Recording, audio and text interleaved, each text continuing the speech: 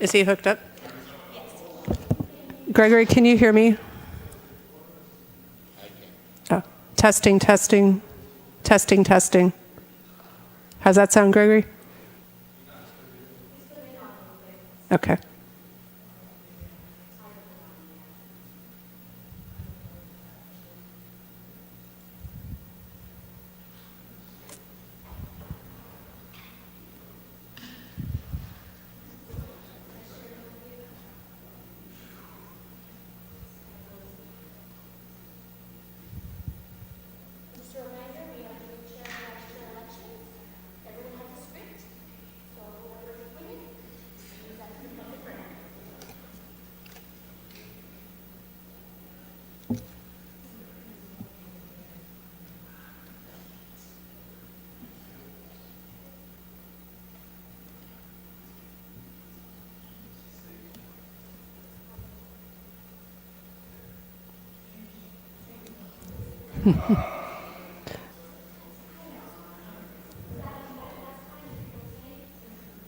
Okay, so testing, testing.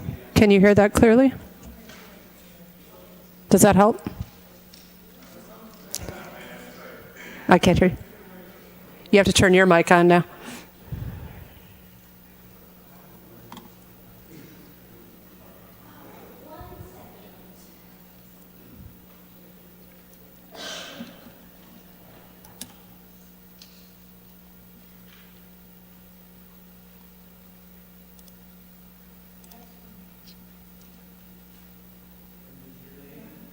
Yes. Testing, testing. Can you hear me okay? Is this thing? Oh, there it It's is. so hard getting old. Chair Liebelt, we're ready when you are. Thank you, Ms. Christina. Good evening, everybody, and welcome. I will now call the Public Arts Commission meeting to order. May we all please stand for the Pledge of Allegiance.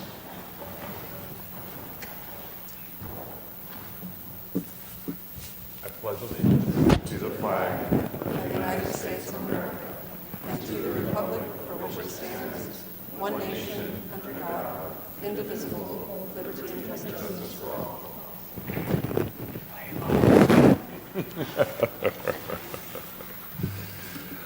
Okay, may we have roll call, please? Yes. Commissioner Stouter, Present. Commissioner Robinson, Present. Commissioner Marks, Present. Vice Chair Travis, Present. Chair Liebelt. Present.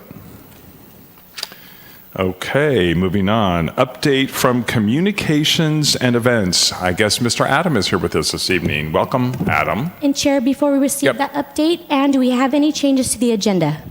We do not. Okay, thank you. Oh, sorry, right. Always that.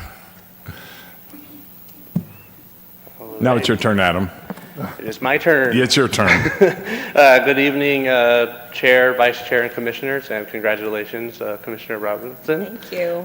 Today I got a fun little fall, Cathedral City Special Events fall preview for the events.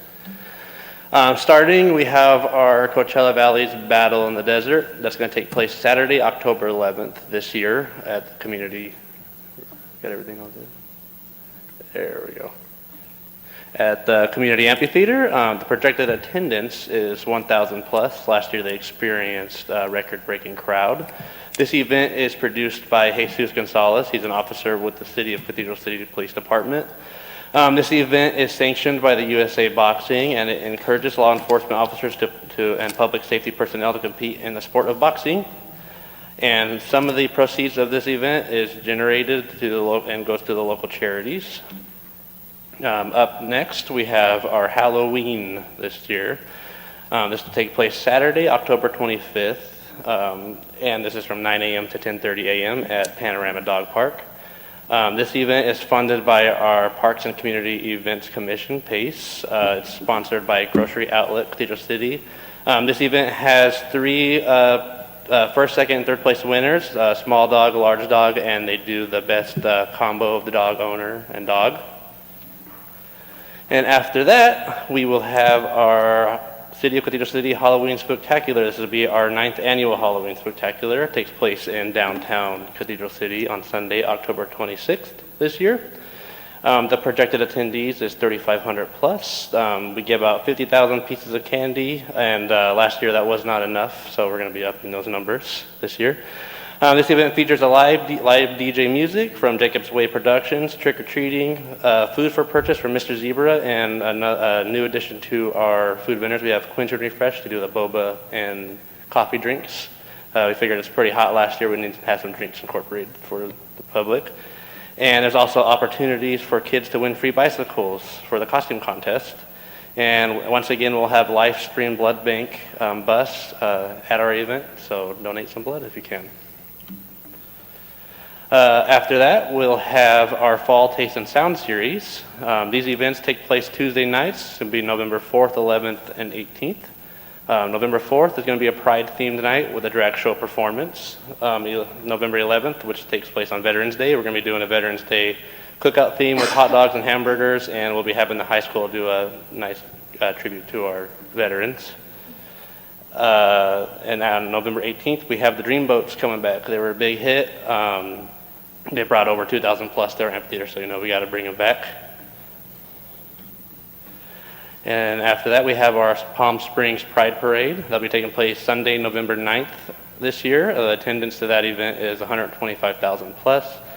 Features a City of Cathedral City contingent with branded Pride t-shirts. The theme will celebrate both the Cathedral City International Hot Air Balloon Festival and Cathedral City LGBT Days, which returns March 6th and 8th of 2026 of next year. And I want to give a big thank you to Rick Travis and Commissioner Baishu, who helped out with last year's float. We were out there painting in the sun, sweating it off. And next we have our Cathedral City Hot Air Balloon Festival. This is a little preview of our flyer and new design. Also our nice little motto, drive in, rock out, and lift off. This event is going to take place this year, November 21st through the 23rd, 2025. Friday, November 21st, we'll be having an opening night featuring Queen Nation and Radio Ready and a free community concert at the Cathedral City Community Amphitheater, plus a new smaller opening night balloon glow followed by a drone show in our downtown area. So you got to be there for that. Saturday, November 22nd, we have our headline concert act at the Cathedral City Community Amphitheater. The headline night's to be announced later this month, plus our main balloon glow. And Sunday, November 23rd, festival activities continue, plus a new brunch and balloons is going to be taking place at the West End Rancho Mirage this year. And we'll be having daily balloon launches that will take place at all 3 days of this event. Next, we have Snowfest. We just got our title sponsor confirmed for Comfort Air. Shout out to Paul Voda, he's awesome. This event's going to take place Saturday, December 13th, 4 to 8 p.m. Our projected attendance is going to be 5,000 plus. Real snow, there's going to be real snow, train rides. Those were a huge hit in 2024, and we're going to make sure we bring those back for this year. We're going to be having an ugly sweater contest, bike giveaway, elf workshop by Scrap Gallery. And we'll be having our mayor's tree lighting and free photos with Santa. Last year we did the photos 5 to 7. Some of the residents were saying, they work and they get to the event late, and and people love getting those free photos for their kids. So I moved it up an hour to 7:30. So I thought that'd be a good little add-on for our residents to get photos with Santa, so nobody misses out. And next we have our Palm Springs International Film Festival. That's going to take place January 2nd through the 12th of 2026. Next year, the screenings of 180 films from 74 countries, including 48 premieres. The City of Cathedral City will once again be a sponsor of the Palm Springs International Film Festival, and several screenings will once take place again throughout the event at Mary Pickford Theater in downtown area. And a new add-on this year. Last year they had their Family Day at our Town Square Park. We're going to be moving it to the amphitheater to make it a little bigger and better. And there'll be more details to come with that. And that concludes the presentation. Do we have any questions, comments? Adam, do you want to talk about DRD's participation in any of the upcoming events? Yeah, of course. So let me go back. So as of right now, we have DRD for our Spooktacular. They're going to be hosting a booth and doing the arts and crafts for the kids. I work with Cynthia Marquecho. She's awesome. You need something to get it done.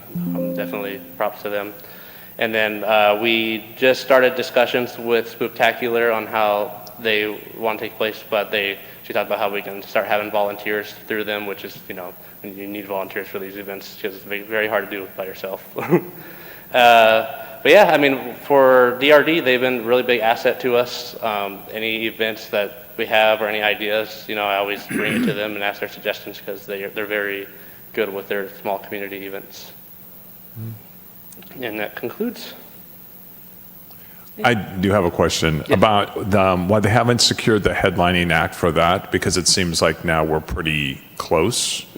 Is it they're still negotiating with somebody, or they're just being coy about who it is, or keeping it We're under in wraps? Or? negotiations, and we're hoping to have the confirmation Got it. soon. Okay.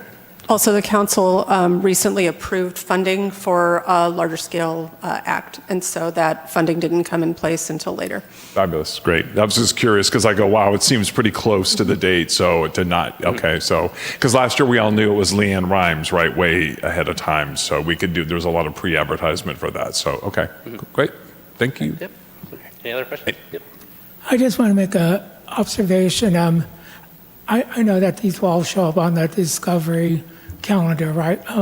But I was wandering around downtown the other day, and I came across that signage that was like right across from Monster Shakes that has all the... Yeah, on our kiosk. Is that new? Because I was like... Yep, that's a brand new flyer, and we just put those up about a month ago. It's fantastic, so thanks. Yeah, that's going to be our flyer that we put in between events so people are informed about what's up and coming. Any more questions? Anybody else? Any questions? Yep. Thank you. Great job. Thank you. Thank you, Adam. Thank you. Thank you. Next up, we have public comments. So, Christina, I believe that you're going to read the statement for us, please. I'd be happy to do that, Chair. This is the opportunity for members of the public to comment on any items not appearing on the regular agenda, but because of restrictions contained in California law, the Commission may not discuss or act on any item not on the agenda, but may briefly respond to statements made or ask a question for clarification. The Chairman may also request a brief response from staff to questions raised during public comment, or may request that a matter be agendized for a future meeting. Public comments will be limited to 3 minutes. Chair, I did not receive any request to speak forms, but we do have an introduction from our PACE commissioners, who are the liaisons to this commission. Okay, I'd like great. to invite up Commissioner Herrera. Thank you. Thank you. Thank you. Welcome. Thanks for joining us this evening. Thank you for having me here. Good evening, Commissioners, Chair and Vice Chair. I just wanted to come by and introduce myself. My name is Angel Herrera. I'm from the Public Arts and Community Parks and Community Events Commission.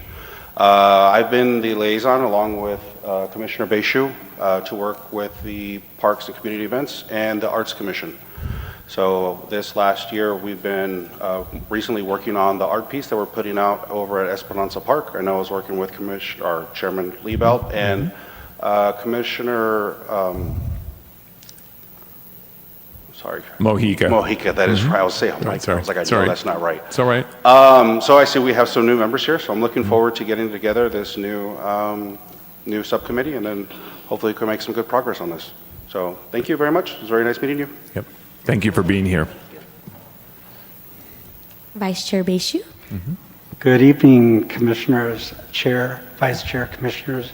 I am Antonio Baishu. I'm the Vice Chair of the Parks and Community Events Commission, and I just wanted to say that I will be one of the liaisons, and hopefully we can work out a schedule so one of us will be here at every meeting. I saw that you put out the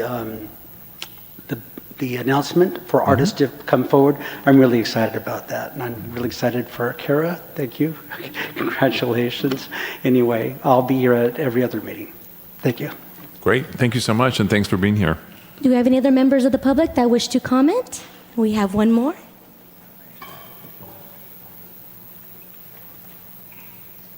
Good afternoon, Commission. My name is Sunshine Herrera. I'm a resident of Cathedral City. I just wanted to ask that the Commission look into placing some type of art piece, or I don't know, mural, some type of art in Century Park. I know it's one of the parks that are kind of out of the way, but we literally, the city has nothing in that park. So if the Commission just could look into that, that'd be great. Thank you. Are there any other members of the public that wish to comment? And I see no more. Great. Thank you, Christina. Okay, so moving on to the next item on the agenda is the approval of minutes. Is that correct? Yes. So approval of the June 10th, 2025 Public Arts Commission meeting minutes. Do we have any changes or corrections to the minutes? Anybody catch anything, see anything? Okay. Do we have any public comments on the minutes? Did not receive any requests to speak forms. If you're a member of the public and you wish to comment on the minutes, please raise your hand. And I see none. Do I have a motion and second to approve the minutes? Move to approve. I second. Okay, we have a motion by Commissioner Stouter and a second by Commissioner Marks. Please vote. Commissioner Robinson, you should see the vote screen on. Okay. I guess I have to pay attention to. Excellent, and the motion carries all ayes. Thank you. Thank you, everyone. Okay, so next item on the agenda, selection of a chair and a vice chair. Before we begin discussion and nominations, are there any public comments on this item? Chair, I did not receive any requests to speak forms. If you're a member of the public and you wish to comment on either the chair or vice chair elections, please raise your hand. And I see none. Is there any discussion before we have nominations for chair and vice chair? So, Chair, I can just, would like to just read a little bit into the reason we have this at our first meeting. Pursuant to our municipal code, each board and commission annually at its first meeting held after June 30th, chooses one of its members as chairperson and one as vice chairperson. And the chair and vice chair have the same authority and perform such duties as are commonly associated with their respective titles, or as may be specifically prescribed by law or the bylaws or rules of the commission. Vacancies in either position occurring prior to July 1st may be filled at the first instance, and a new chairperson or vice chair may be chosen at any time by a majority vote of all members of the board or commission. Great. Thank you for reminding us. It's always good to keep up right, with all those things. Is there any discussions, any questions, any comments from anybody? I think that last year was a really productive year. It's exciting. I think that I look forward to another year like that.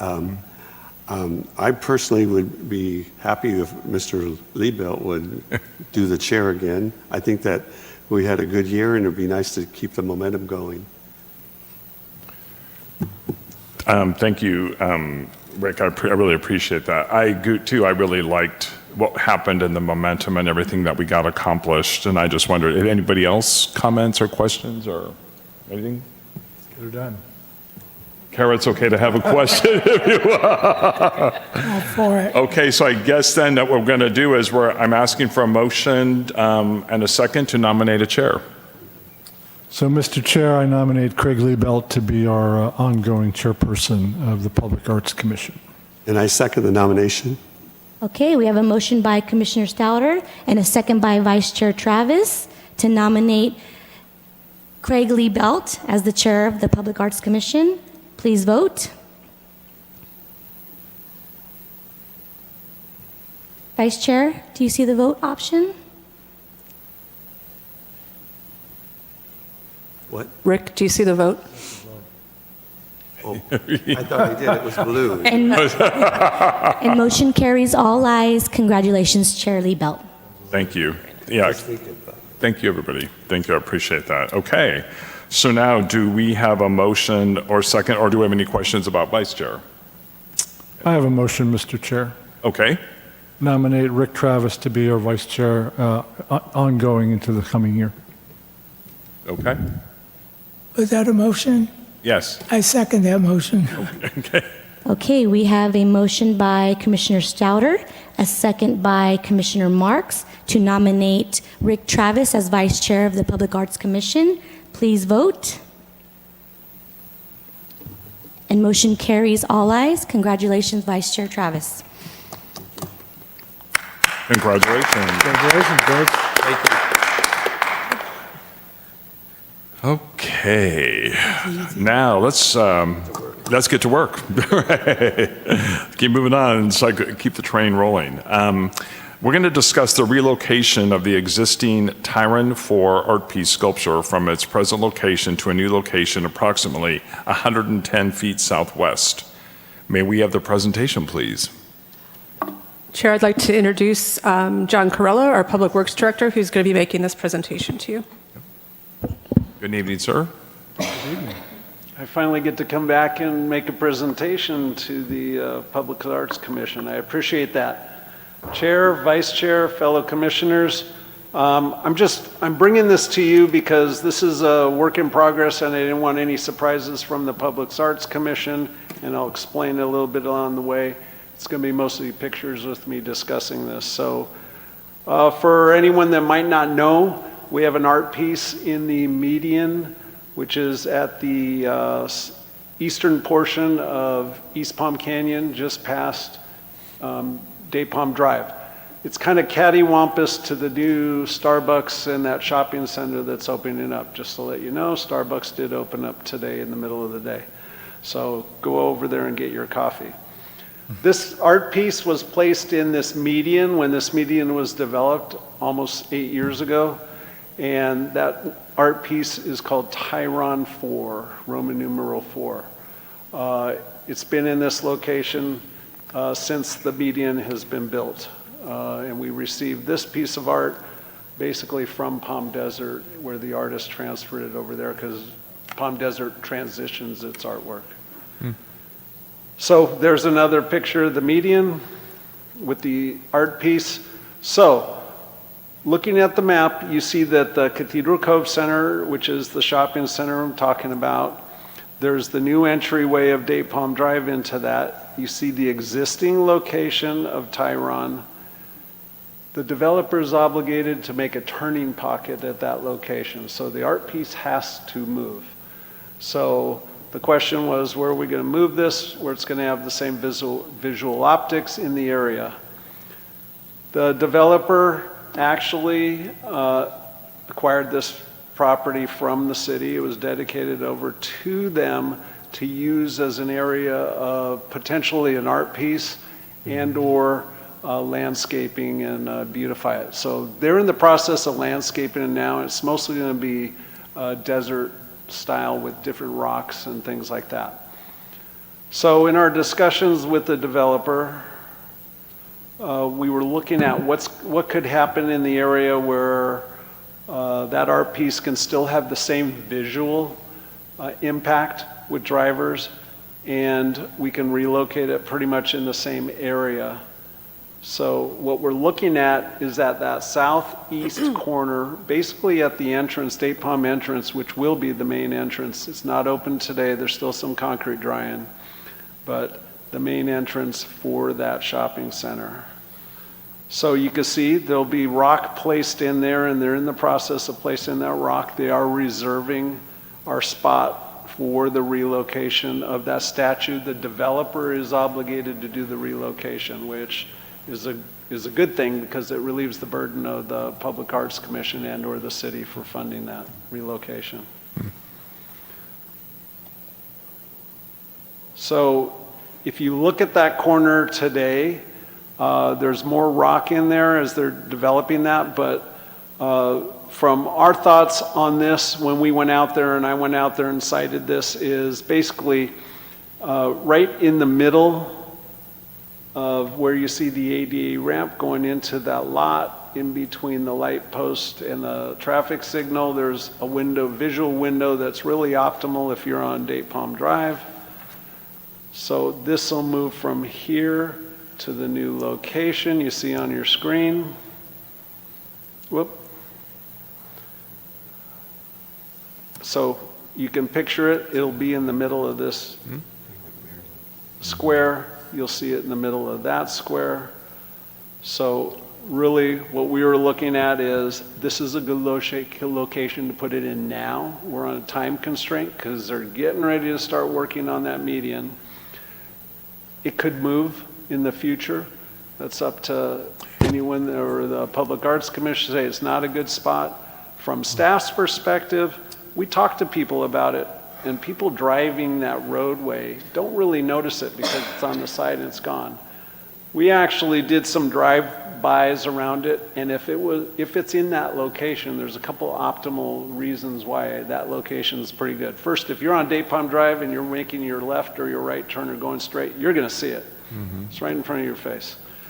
In addition, if you wanted to take a picture with it, you can go up a little closer to it and take a picture of it. In the median, you can't have that picture. And then also the same is if you're driving down Palm Canyon, you don't get the clutter of all the things that were in that median before, wayfinding signs and things like that, and it's right there off to the right through that window of where the ADA ramp is going up there. So for a temporary location, could be a permanent location, I think it's a good spot to at least get that done now. So I'm just advising the commission that that's where it's going to be relocated. It's going to really hopefully have even more visual impact than where it is. And that's my presentation. Does anybody have any questions? So there'll be nothing in the medium then from then on, or is there room for something else? Or So the median, and I don't have a picture of it, extends toward Sungate there, right to the east. We did have an entry monument before that was kind of a swoop. That got basically destroyed by a vehicle years ago. It didn't seem like people were embracing those swoops. We still have another one that's on Ramon Road coming in from Rancho Mirage. What we're looking at is, from the Public Arts Commission, is remember the series of presentations that Ann started. I had the opportunity when she was out that I got to fill in and really pitch to the city council that we want to use the Mountains Cathedral's monument and reduce the sizes at different locations. And we had the props and everything like that, if you recall that. So that's been embraced. Right now, engineering is actually bid out for a monument to be built at that location. There's some logistics and artist challenges, so now we're going to an individual artist to get secure bids, negotiate bids with them.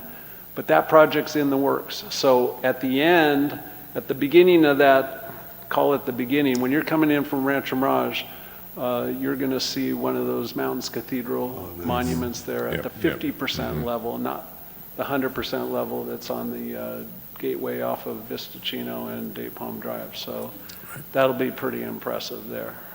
Thank you. So we will have something in there. There's still space for a wayfinding sign. Our communications department is working on upgrading those wayfinding signs. But having another piece of artwork in that median for how short a length it is, it becomes a challenge. And there's a challenge too, is that median's on a bridge. And we can't dig down enough on that bridge deck to be able to put a base in to have a big piece of art in there. So it kind of conflicts with that. So, and this piece of art, as you saw, is a pretty heavy piece of art. That was my guess. Yeah, we're almost at a ton, so or better. So Steele. Thank you, Commissioner Travis, because that was my question too. Is yes, the Cathedral City arches were planned for there, and so what's the time frame? Then when do you expect to move it? Well, if I took the developer's word for it, it'd be done in the next 3 weeks. But I know that's not happening, so I'm going to give them a good 3 months to get it relocated. Yeah, because they've been so great, right, with timeline. So, and within the next 3 months, I love that it's cost effective. I mean, it's a great fix for now. And if we decide we do want to move it somewhere else in the future, that can be handled in the future. But I think it's a great solution. I agree. I think for some reason it's going to have better visibility off to the side. And I think when you're in that complex, again, you have the option to get close to it. You'll be able to see it coming and going more. Well, you'll be able to stop and pay attention rather than coming up to that. So I think it's a great short-term fix, and then it buys us time if we do decide to move it somewhere else. And I do love the idea that they're embracing the city to do those arches there, which I think would be more important anyway. So, I think it's great. Thank you. Questions? Any questions? Comments? Anybody? Yep, go ahead. Does a sculpture have a placard on it that talks about what it represents. I mean, what's Tyron for? Do we have any idea, or is that important? That is a great question. I've been trying to find the original artist as they passed it on to the city. Tyron has a lot of different meanings, and it's funny you said that. I was just looking it up again because the one is from the Latin root strength, and so it's a big piece of steel, but then there's also the fact that it's a lignite in chemistry that binds things together. So it might have that compound. I don't know. Other than that, it could be named after a series of appliances called Tyrons. It competes with Dyson, so we'll just go with it. The artist's name is Betty Gold. She was an American sculptor born in 1935 in Austin, Texas. Betty Gold? Really? Yeah. Yeah, that's right. It was Betty Gold. I'm glad Ann did her background search on this. On her website, it just has the named piece. It doesn't have any further explanation of the piece. And I'm sorry, how long have we had it? When was it donated to the Since city? about 2018. Interesting. Okay. Well, to make you feel better as an artist, I don't name all my paintings. So, some of them are just are. They just are. Well, I'm curious too. It's number 4, so I'm wondering where 1, 2, and 3 are. So Let us know if you find out. This is serious, yeah. Yes. Okay. Thank you. Thank you, Mr. Crowley. Appreciate that. thank you for your Good input. support. Thank you. Christina, do we have any public comments on this item? I did not receive any requests to speak forms, but I don't believe we have any public comments.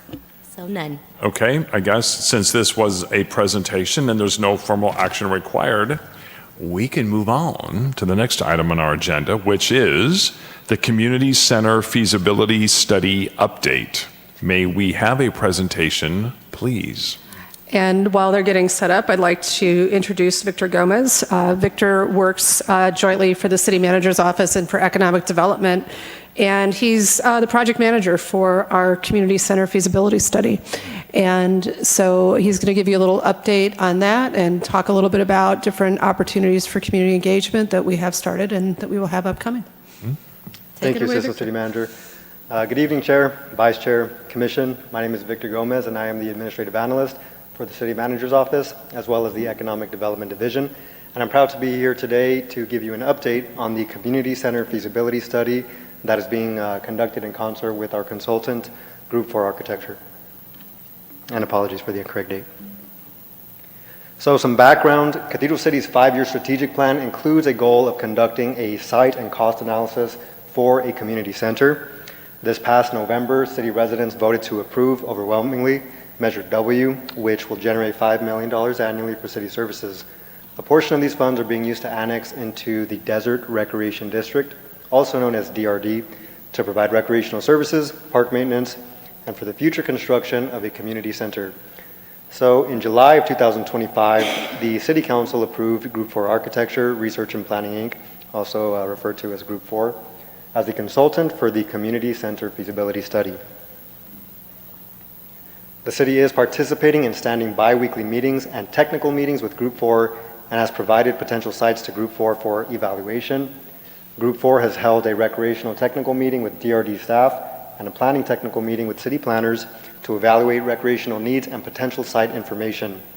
Next, which is somewhat now, Group 4 is meeting with key stakeholders, including the Cathedral City Schools, the Boys and Girls Club, the Senior Center, Library, PACE and PAC members, and other local organizations to gather stakeholder input. Regarding community outreach, this will be launched this month.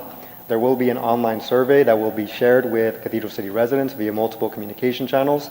The survey will be ongoing from September to October 2025, and as a hard date, it will launch September 16th, and we will be sure to share it with you all, of course, so that you can share it with your networks. We will also have 2 rounds of targeted community outreach. The first one is the Hispanic Heritage Month Block Party. That is on Saturday, September 20th. And we also have Movies in the Park Spectacular Cinema Night, and that will be on October 7th. We will also have self-serve kiosks that will be placed in the library, senior center, Boys and Girls Club, and other locations throughout September and October during this community outreach.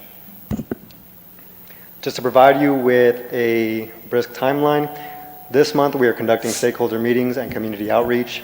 Next month in October, we will be concluding community outreach and begin the examination of funding strategies. So this includes a financial analysis as well as potential partnership opportunities to explore funding to actually bring the community center to fruition. In November of 2025, we will review all information and it will be the study's finalization. And in December, we are projecting to have the study completed, and depending on the holidays, I suppose you would say, we're aiming to present it to City Council in either December or January of 2026. As far as fiscal impact goes, there is none.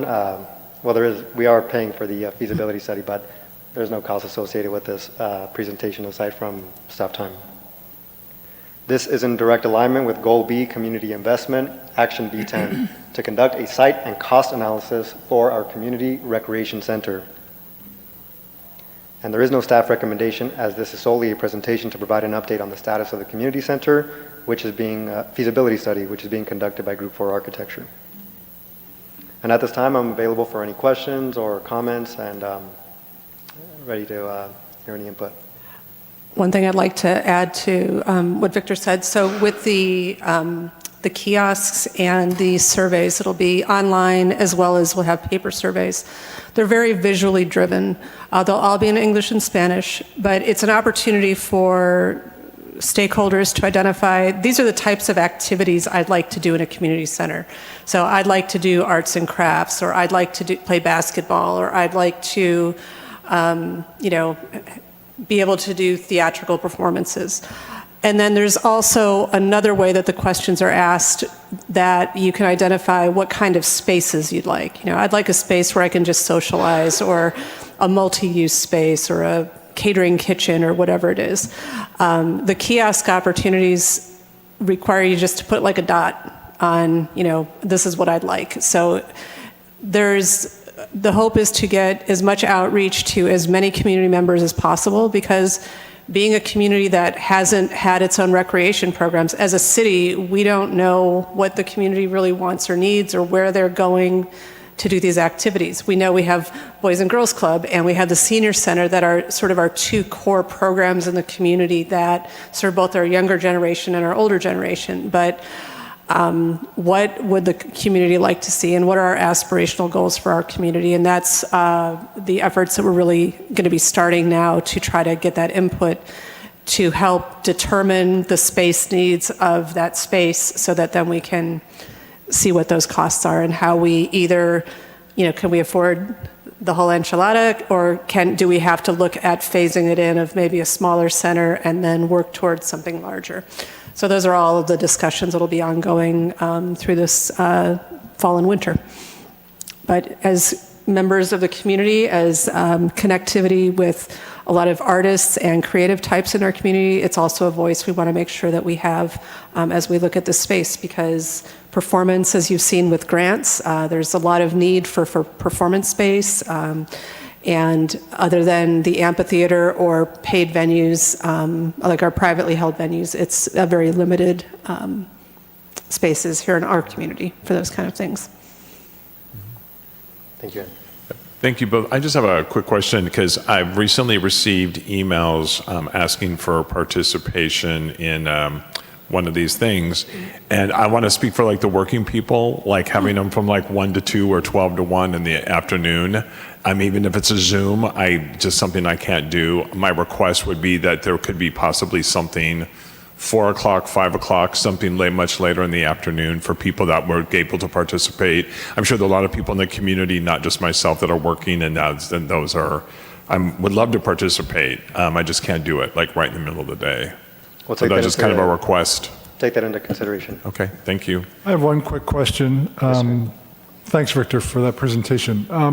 You mentioned a number of community organizations, including the Senior Center and the Boys and Girls Club. Are they all hoping to be, for lack of a better word, tenants of one central community center? Is that the goal? No, sir. I believe right now, and to the Senior Center and Boys and Girls Club credit, they are acting as de facto community centers in a sense. Yeah.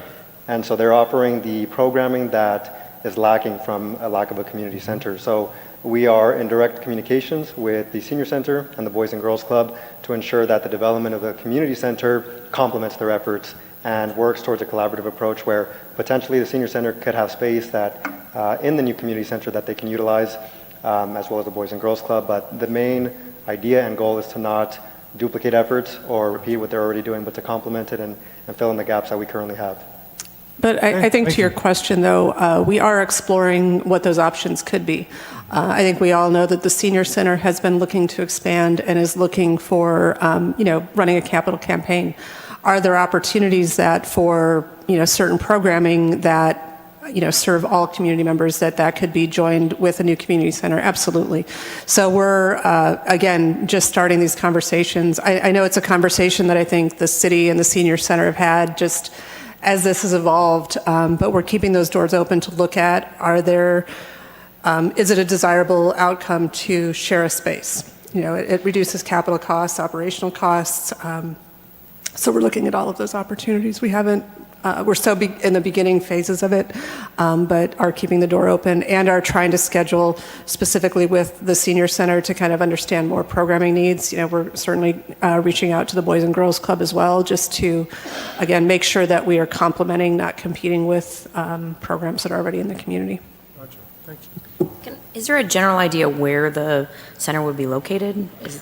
Somewhere in the city. Somewhere in the city, okay. Right now, Somewhere in Cathedral City. absolutely, yeah, we're 100%. But not particularly, that's part of the feasibility study. So we're evaluating city-owned land, commercial buildings that haven't been used in a number of years. So everything's on the table right now. And until we sort of flesh out what the financials look like, what transportation access looks like, on all of those factors, then we'll begin to whittle down the options and ultimately have a top 3 sites that we can look at.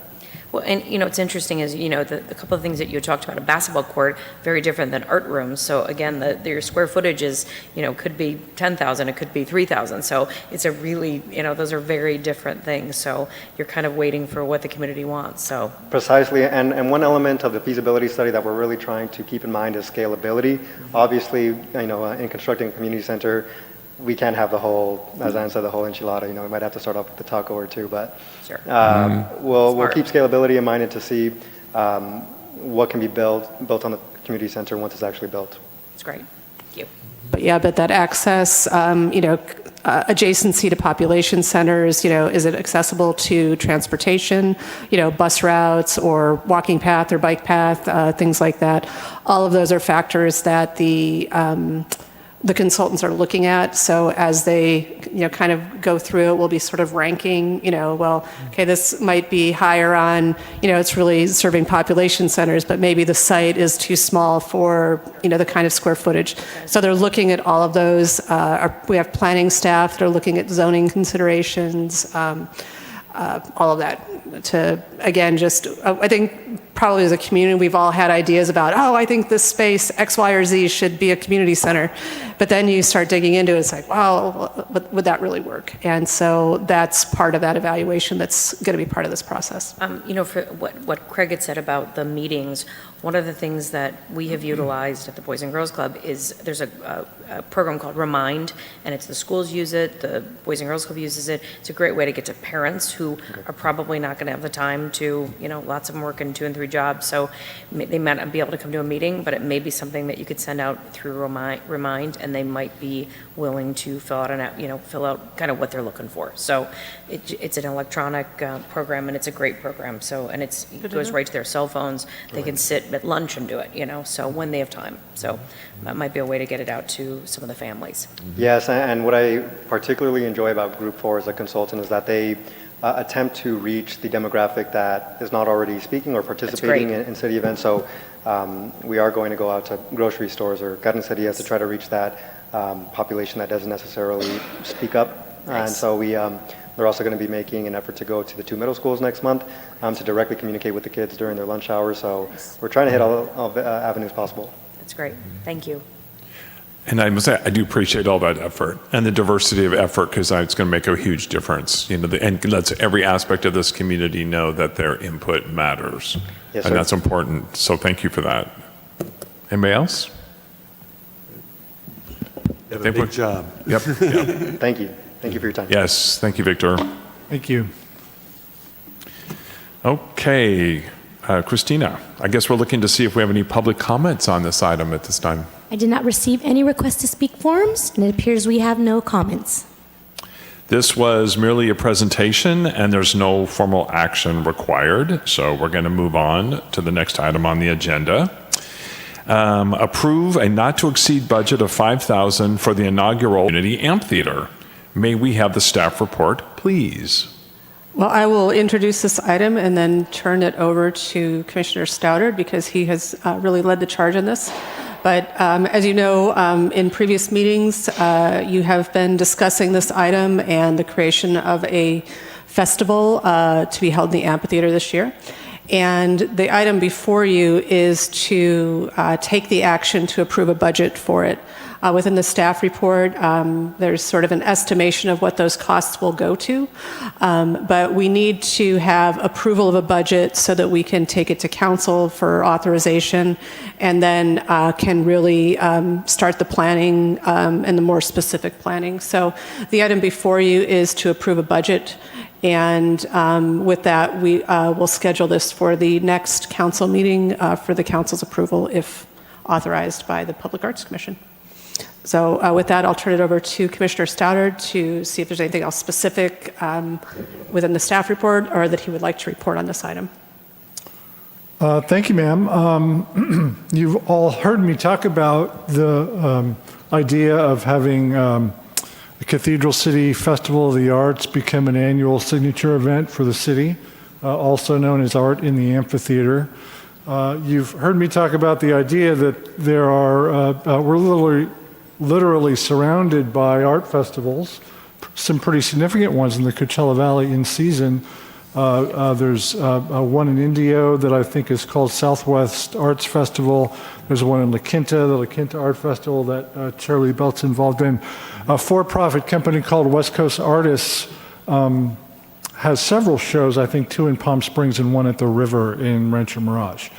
The commonality among these shows is that they charge each artist around $400 to participate and charge a commission on sales that can be up to 30%.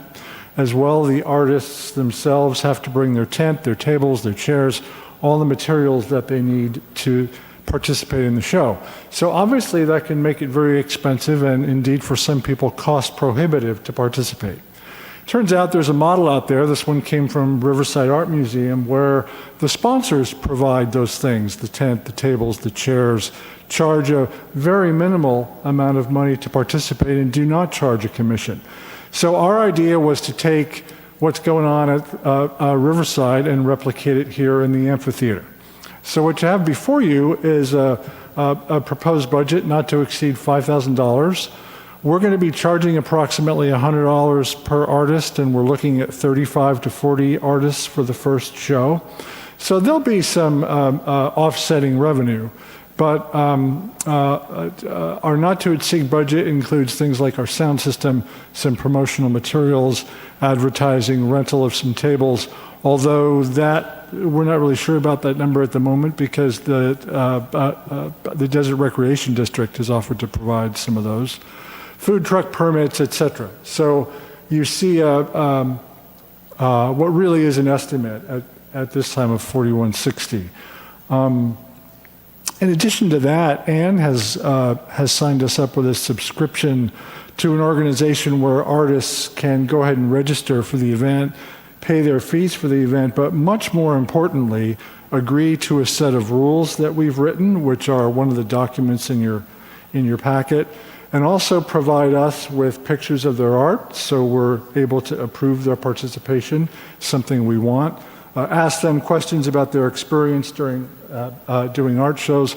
All of those kinds of things will be part of the registration process. So we can do a really good job of vetting people, but also at the same time, making sure that we're available to maybe mentor people a little bit if they need a little extra help. Maybe they are new at doing an art festival and they need a little help along the way, and we're more than willing to help them do that. We've already gone through a number of specifics and details, which is also one of the documents in your packet. And we'll really begin that process in earnest after we have the City Council's approval to move forward. So again, what we're asking for tonight is for us to agree to make a recommendation to the City Council to spend an amount of money no greater than $5,000 on this festival, and that will come out of our, I forget what we call this fund. It's your general fund operating budget. And to be fair, this is going to end up being half our general fund operating budget, because for each year it's $10,000. So any questions about any of that, or can I expand upon any of that for anybody? I think we probably all have questions, so let's start. Commissioner Marks, go ahead. Yeah, no, so you're planning on a DJ in addition to any performances that will be happening on stage? So one of the things we talked about a lot, Commissioner Marks, was whether or not we wanted to do performing art and have that compete with the art show. And what we decided in the end was to have background music as opposed to specific performances this year, and then see how we can work that out going forward. Define background music. What does that mean to you? What did we talk about in our meeting? We talked about a DJ playing a wide variety of background music, not loud enough to sort of interfere with the show itself. So, first of all, I thought that Commissioner Leibelt and myself were supposed to be the Performing Arts Subcommittee. I don't see that anywhere in here that you've been talking to Ryan about it, about reaching out to CCHS. Personally, I had a lot of ideas that I think we should promote. I think Craig has had some ideas too. We've had a little talk offline about it, and I just worry that I think that I'm looking towards the future. I mean, this is called Festival of the Arts. It's not called Festival of the Visual Arts. So, what do we mean by that? And I really think it's important that we find a way to at least promote several small groups on the stage, because I think that's part of the draw for them wanting to perform. I hope that we could give them an honorarium. I'm thinking of things like Desert Winds Jazz Band, I think the Palm Springs High School has a great jazz band, or some small mariachi group or something that kind of represents the diversity of the Coachella Valley. And I think that would make us a lot more special than what's happening at all these other art shows. It's but giving people the opportunity, if they want to sit for a set down at the bottom, down towards the stage, they should have that opportunity. I mean, eventually, I would hope in the future years that we promote, these large bands, and then bring in dance troupes, bring in a swing club to dance around the jazz band, or folkloric or mariachi or something like that. I mean, that's what I'm thinking forward. But I just want to make sure that the performing arts side does not get lost in all of this, because I think it's really important for us to promote our local performers, especially groups, and stay away from choral music, because you have to listen to that. But bands are something that are nice in the background, So I want to ask staff a question from a cost standpoint. So if the first option of having a DJ with a PA system is about $1,200, would that change if we had a band or something more involved on the stage? Is that a different production than just the PA? So that would depend on what what AV requirements are based off that. If it's ballet folklorico, that could be used. That's a good idea, because we can utilize the DJ and just playing music off of our speakers and them dancing. versus the high school band, they need speakers, seats, and all this different backline material, which can be costly. Do you have any sense of just, I mean, as a discussion point of when you've had some of those bands, of what those average costs have been to do the music or miking or whatever? So, for example, for our Taste and Sounds, we have the Cathedral City High School band play and do a performance. So that costs a little extra because you have to have speakers and microphones for up to 20 kids, 30 kids, and also with our choir. So, but I would suggest a folklorico if you're trying to keep it within the budget, because that can just be a small donation to them versus having an entire band playing on the amphitheater. You know, the other thing I would say to your comments is, first of all, I agree and bravo. And secondly, these are early days, right? Nobody's made any final decisions, and that's what we will get the opportunity to do when the time comes. I think our biggest concern about making it 2 events in one was it might be too much to handle the first year. But I'm open. I think we all are. We all are definitely open, and I think this is why it's going to be an evolving conversation, because finding out the costs, if you were to bring in performances and the different kinds of performances, obviously ups the ante price-wise. As you'll know, so my background is marketing, and so I think even though the first time, it's not like this can evolve, but we have to be branding, be very clear. We have to set kind of a tone. So when you're saying Festival of the Arts, that's plural.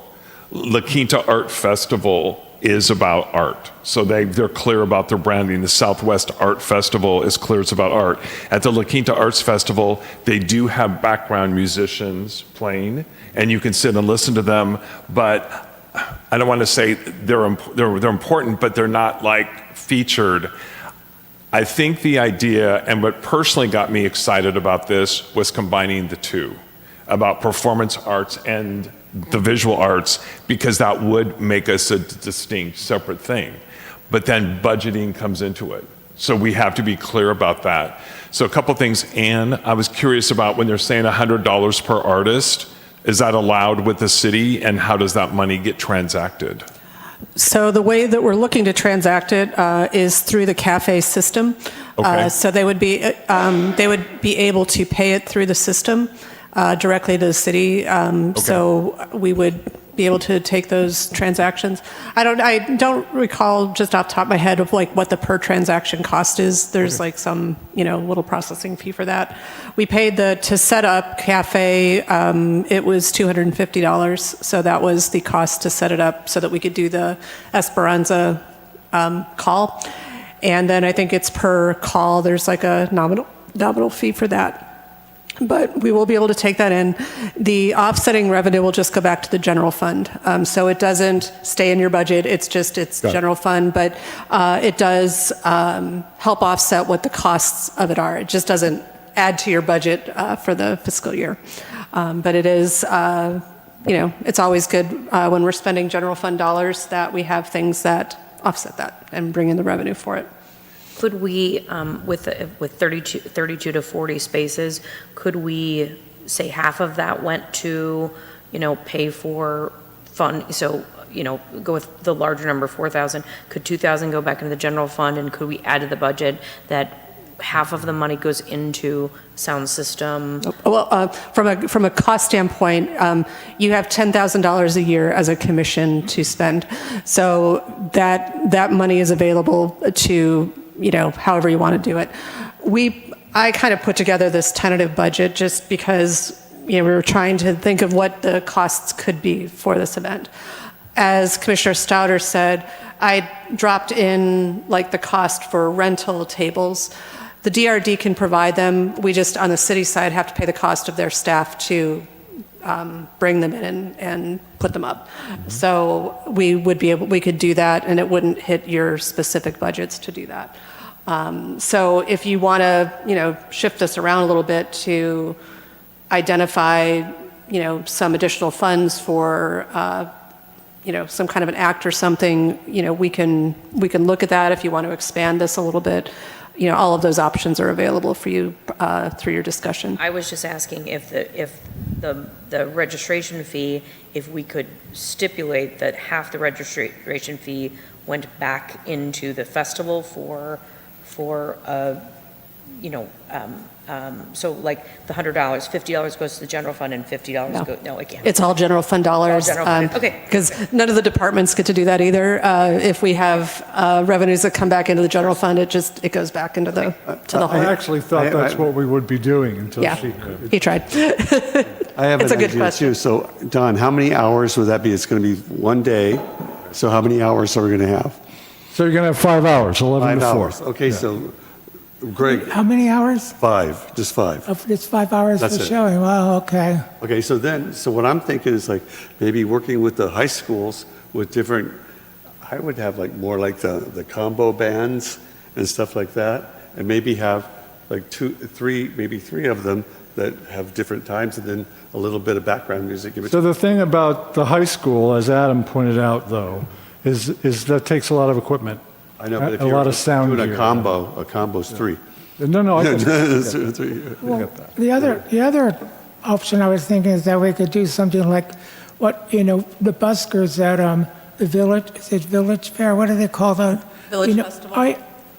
Is that put on by the city of Palm Springs, or is it an individual I think it's its own separate entity. separate thing? Because But they get permits from the city to do it, but because they have their own vetting process, as I understand it, it's a separate organization. because I've heard a lot of really good talent, and they're just like one person singing, and they have their own sound equipment, and perhaps we can just. One of them became the America's top, what's her name, right? So yeah, she was from here.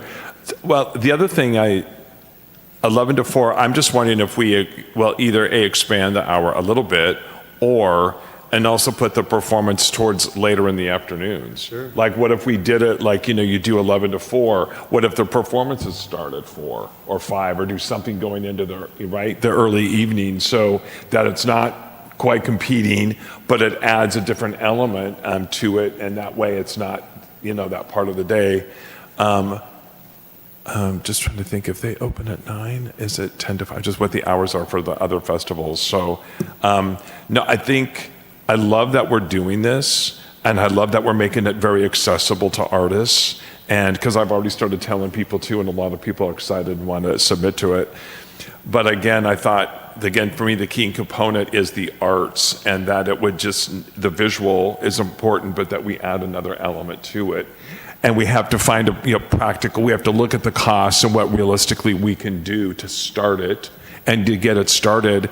And if that just means 1 performance or 2 performances to start this first year, so be it, right? It's not like I my fantasies of what I want in Arts Festival, I want it all weekend long, and I want big scale productions, but we're dealing with reality. And I think it's great that we're even, going to do this. And so, but I think that we should have some performance. So we just have to figure out what's financially feasible and what the cost would be to do it. So why don't we just call for now anyway, understanding that this isn't final, but we need to get a budget number in so we can go forward. Why don't we call DJ PA System stage performers, and we'll have a budget of $1,200 toward stage performers, whatever that ends up being. Sure. Well, I think you're going to have, so that's sort of a fixed cost. Yeah. I think if you wanted to offer any like stipends, for an artist, you would need to factor that in. Can we do that? Yeah, We do. can, out of our general budget. Yeah, Okay. yeah. I mean, if we do a few $100s for the high school bands or things like that. Okay. Yes, Mr. Adam? So for example, when we have the high school band for Taste and Sounds, we give a $300 donation.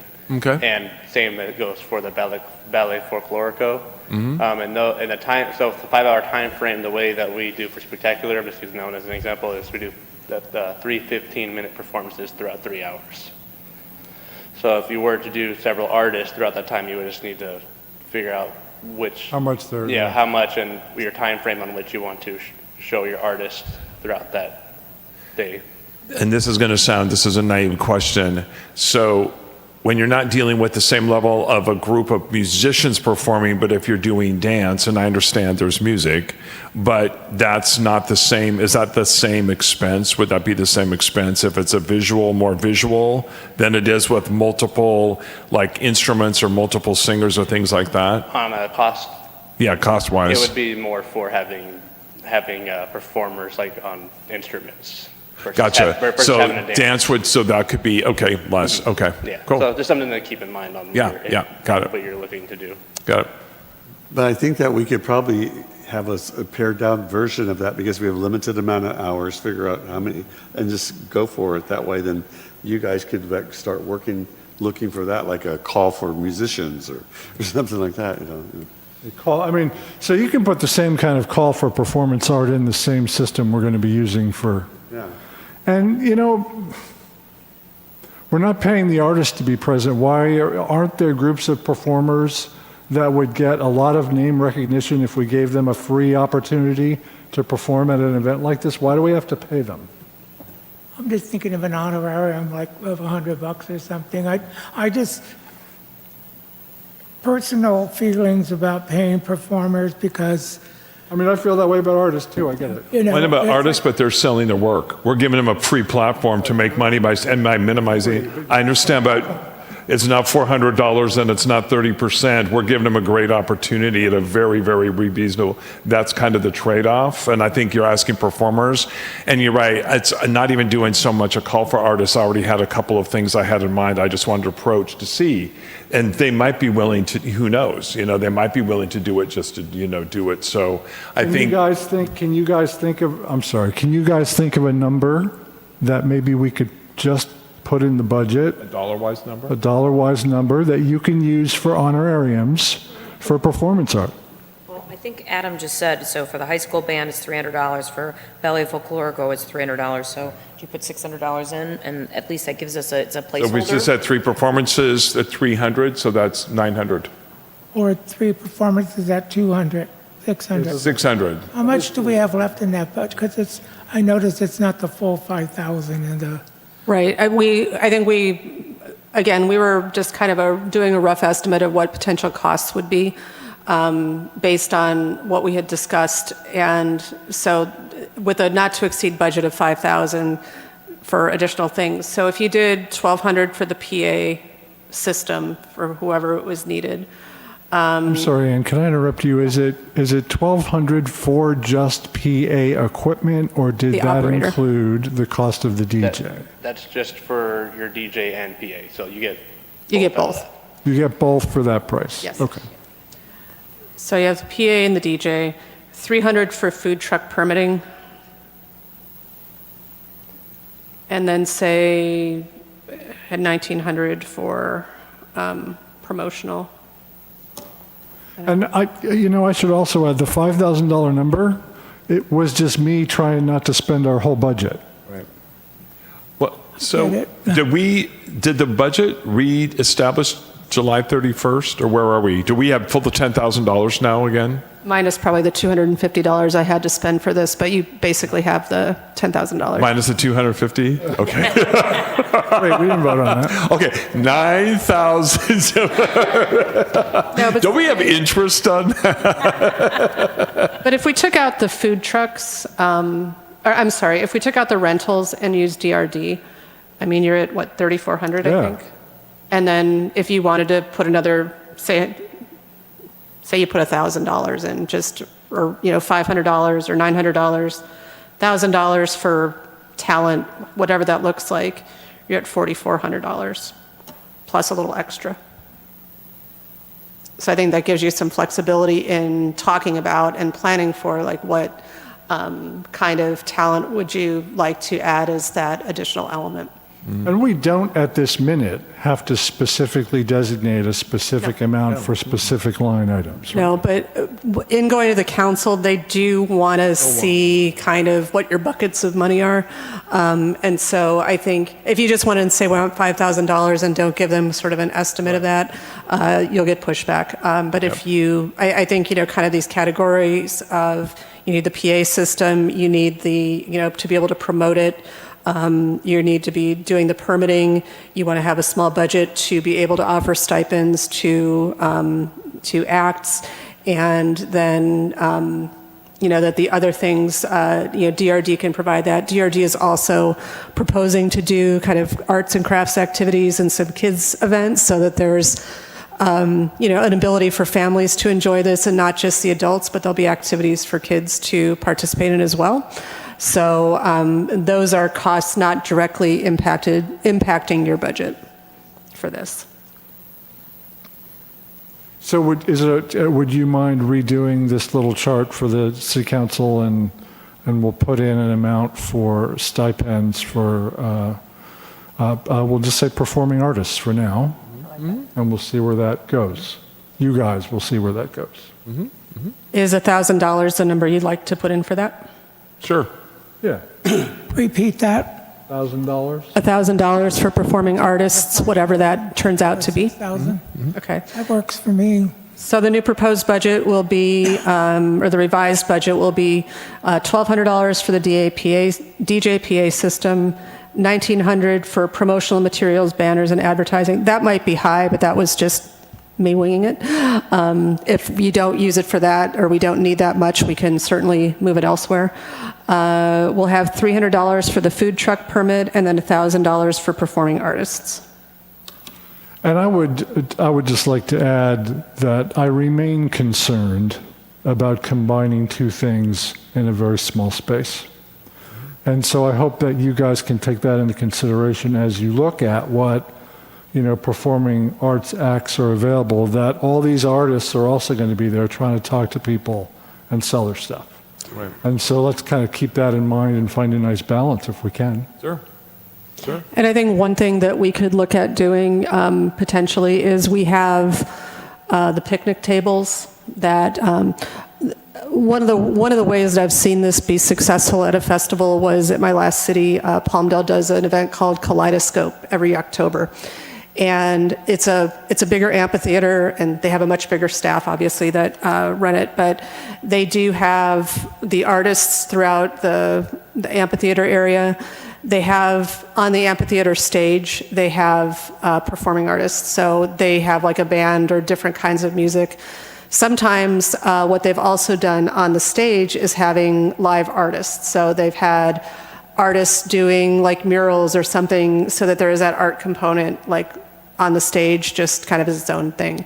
And then they've had, in the artist area is where they also have, for that event, is a beer garden. And so they have beer tastings and wine tastings, which is a little beyond the capacity of our first year event for that. But it isn't, it's a nice addition. The venue space is bigger than ours, but it isn't, some people just want to sit and listen to the music. Others want to, walk around and look at the art. And so it gave a little bit of that opportunity for either. I think from our space, from an accommodation space of the music and acts are kind of in one place, and the artists will do their thing, throughout the rest of the venue. That I think we could probably work that to, depending on what you select as the type of performance that you want, that we could make sure that there's enough separation so that the two can be complementary to one another. I think... And I look at Adam, because Adam can make this work. I love that idea of the addition of actually have an artist creating live there during it. I think it's brilliant, because I remember when I was in San Francisco, down in Union Square, Hermes brought in their craftsmen from France to create ties, to show them literally how they made ties, to silk screen the scarves, and they were knitting something else. I went to everything they did because I wanted to watch all the craftspeople actually do it and understand it. And when you're educating people about art, it's like a great way for them to understand drawing. It's like when you go to the fairs and you see people drawing the cartoon and how much energy that creates or buzzes. So if there's something that could be done, the other thing is, and not that there's going to be like a prize, but I would like artists to win recognition for them, so, like best of category, best, or like community favorite, or this kind of thing. Because I think any time to further an artist's career, to be in an art show and to actually get something, that's really great for their careers. And I really want this to be not just, it's a community event, but it's like beneficial for artists, to get something to participate. So I'd like to come up with a way that there's, some sort of like recognition. It'll be easy to do that. Yeah, okay. Yeah, it's like honor and respect all the artists. I mean, this isn't a show about us like collecting commissions from them. It's all about us promoting them and like really flying our freak flag in a way. So, yeah. And have you always started like reaching out to the artists, or do you have an idea where you'll be going to? We can get artists. Yeah. Yeah, so we've just informally, informally started reaching out. One of the things we're going to do is make a flyer and take that around to some of the art shows that start as early as November at the river. As soon as artists hear about this, it's going to fill up, just like that. Yes.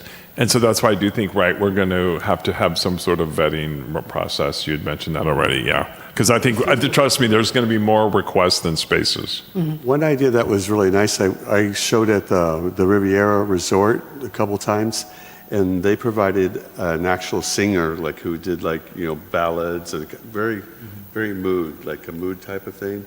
She was pretty awesome, actually. And she brought her own equipment and everything. So, so that's something to look at too, because we have so many performers in our area, that could be all kinds of. So it could, that doesn't have to be the high school. It could be somebody who's another performer. I think we're just, again, looking at kind of capacity too of who's going to get the performer.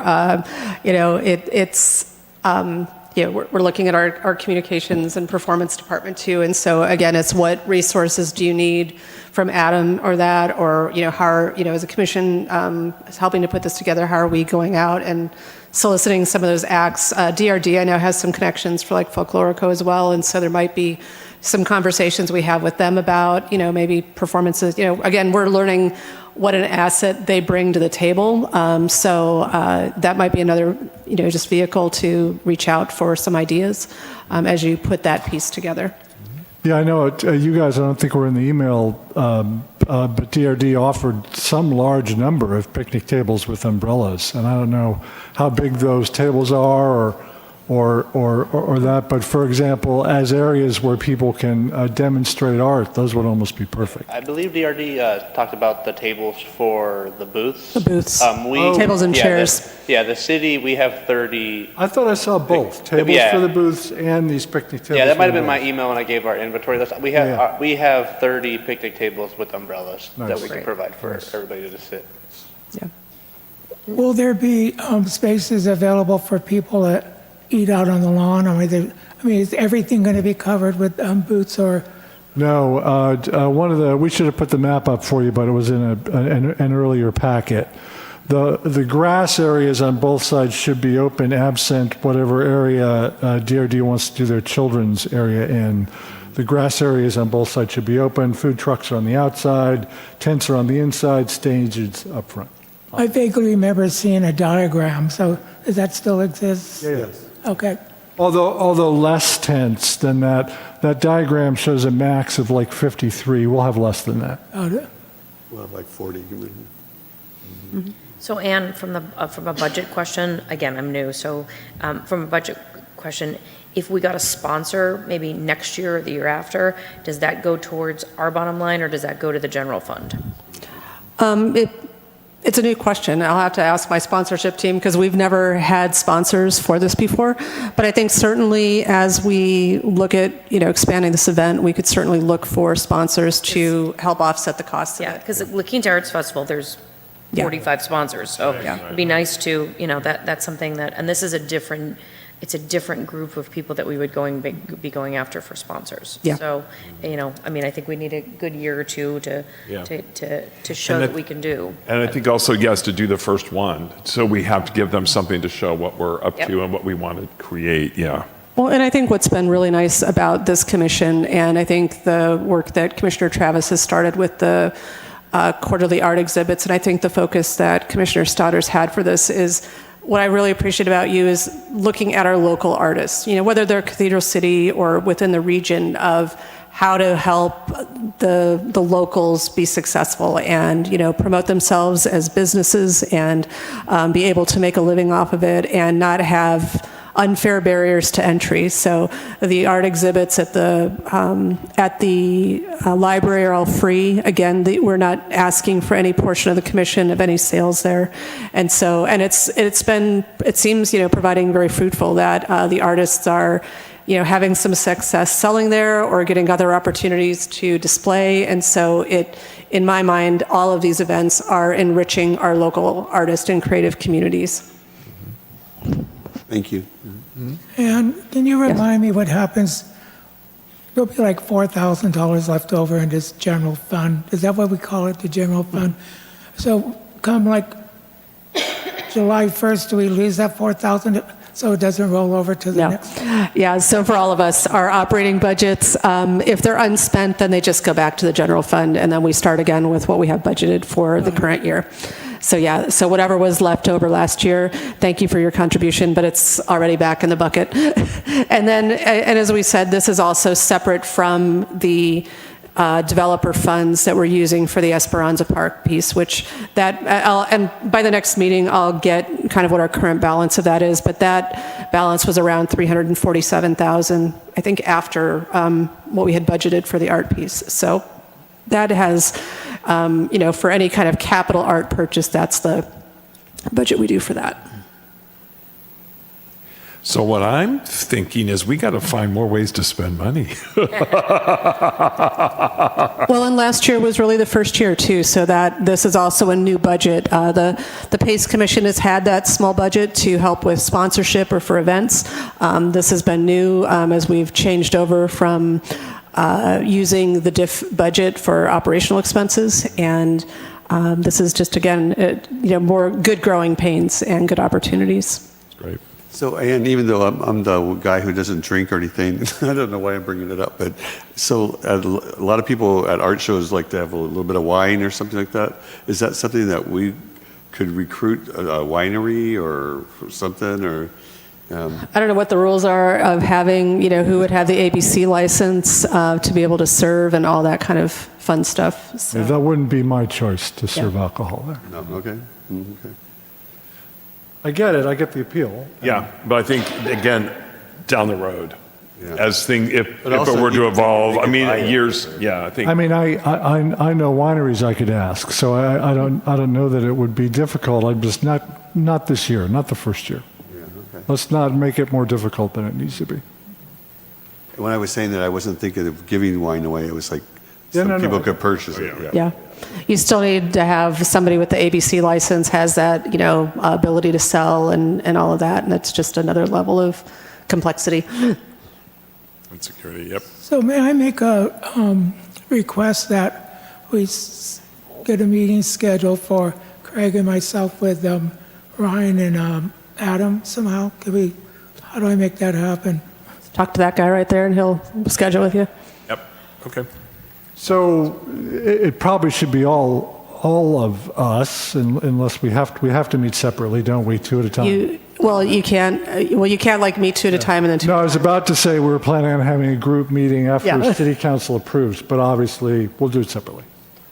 I can, if the subcommittee on performance wants to meet with Adam and Ryan to talk about sort of ideas, that's perfectly fine. I can agendize the discussion of it for our next meeting so that you can get feedback from you and can talk about more of the logistics of, who those performers could be. Yeah. Yep. Brown's Act. So for the item in terms of approving budget, so then it would be a revised recommendation to approve approve a budget still not to exceed $5,000 with the amounts of $1,200, $1,900 for promotions, $300 for food trucks, $1,000 for performing artists, and then some change for things. So if somebody would like to, Do we need to do public comments first? oh, sorry. I'm Thank starting. you, Chair. I did not I actually was paying attention this time. My fault. receive any request to speak forms, but if you're a member of the public and you wish to comment, please raise your hand. And we do have one. He's going to donate all the. Hello. So I am the Community Events Commissioner. So this is, first of all, a great idea. This has so much potential to build on. My advice would be to get the first one in and not to get it too complicated.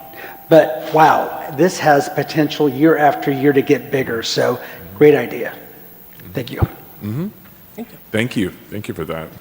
So I saw on something March 28th, is that the date? Okay. That is a targeted date. Yeah, and the target date was chosen after we talked to a bunch of artists in the community about what they'd like to see. That's really, we would be the bookend. We would be the end of the art show season. That's great. Perfect. So is there a motion? Comments. Okay, so now do we have a motion and a second to approve? I'd like to make a motion what Ann just said. And I'll second that motion. And so the motion is to approve the revised budget with the new amounts for the performing artists, taking out the budget for the food trucks, and still maintaining the not to exceed amount of $5,000. Yes. Yes. Okay, we have a motion by Vice Chair Travis and a second by Commissioner Stouter. Please vote. I'm not getting a thing. Oh, there it is. Oh, I lost my guy. Vice Chair, do you see the vote option on your screen? No, I don't have it. No, he Okay, would you like to verbalize your vote? disappeared the screen. Go ahead and just verbalize your vote for me. Okay, yes. Yes, okay, and motion. I think it might be the computer. We're having, There may be a little bit of a I delay. blanked mine out once too tonight. Okay, and motion carries, all ayes. Now I got rid of everything. And when would that go to the city council, and should I or more of us be present? I would love to have you present. It's going to go on the next meeting, which is September 24th? Yes. September 24th. 24th? Make sure I haven't shot myself in the foot. I don't know, I screwed it up. Sorry, I was trying to help him out. Okay, we're moving on to the next item here, the quarterly arts exhibit for 2026. May we have the staff report, please? Yes, so this item is to consider continuing to do the quarterly art exhibits for 2026. Commissioner Travis did provide me some tentative dates, but that was after the publication of the agenda. So tonight's action is just to consider continuing that event, continuing at the library, and asking if you wanted to recommend, if needed, any kind of a small budget for any incidental expenditures for that event. And then I'm going to turn it over to Commissioner Travis, as he's been the lead for this event, which will be going on its third year. Yeah, thank you. Yeah, it's going pretty well. We added the little reception on Friday evening, and it's really nice because the library is actually closed on Fridays, but the librarian, Kristen, is awesome and comes in. And we had 45 people at the last one. You guys, and everybody here attended. Thank you so much. But we had close to almost 200 people visiting this last time, so it was pretty good. And it's 7 artists for Cara. It's enough room for 7 artists to show a good amount of work. And so it's kind of fun for them. And I think they've all become really good friends. I see them at other art shows. And it's doing exactly what I wanted it to do, I think. It's allowing people to get out there and go to the next level. Mm-hmm. And they learn so much from each other because each show has like different caliber of artists in it, like real experience to newer artists. And I think that's been real helpful too. So what we'll do is we'll be having the final one for this year in November. I think it's 14th, 15th, 16th, if I'm right. I can't remember off the top of my head. And anyway, then we'll have some in February, May, August, and then November again.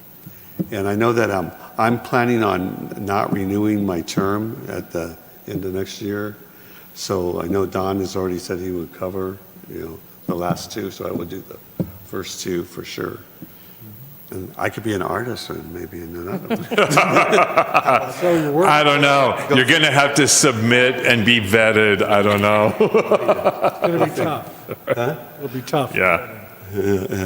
I know. But anyway, so it's been a great experience. I'm so happy with it. I've met so many people. We have so many artists in our community, and I've done 27 shows so far this year at different places. Not any for the city, but and plus the ones that that I did for the city coordinating. And I have about.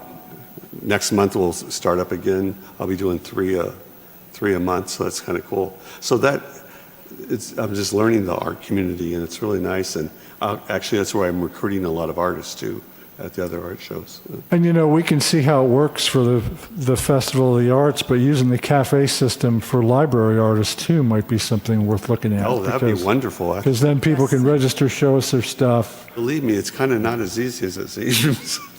Well, and the method that all of us have had to do just with taking in emails and Christina having to load them in and everything. And again, this will be the test for our first call, but it seems like the system, even if there is a small expense to it, is much more efficient than the alternate, because you can do your judging through the system, or your jurying through the system. So you can set it up so you can do, make your selections, you can do the notifications and all that in theory.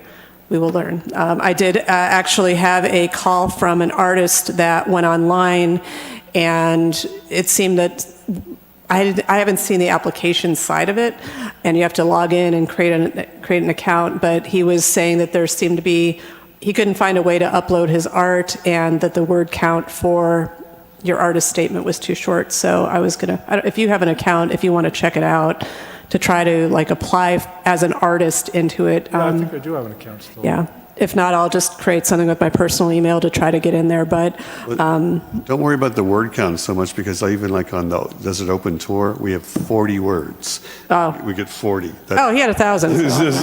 So some people would like to do a thesis. 4 and 7 years ago, yeah. So Rick, excuse me, Commissioner Travis, I have a couple questions.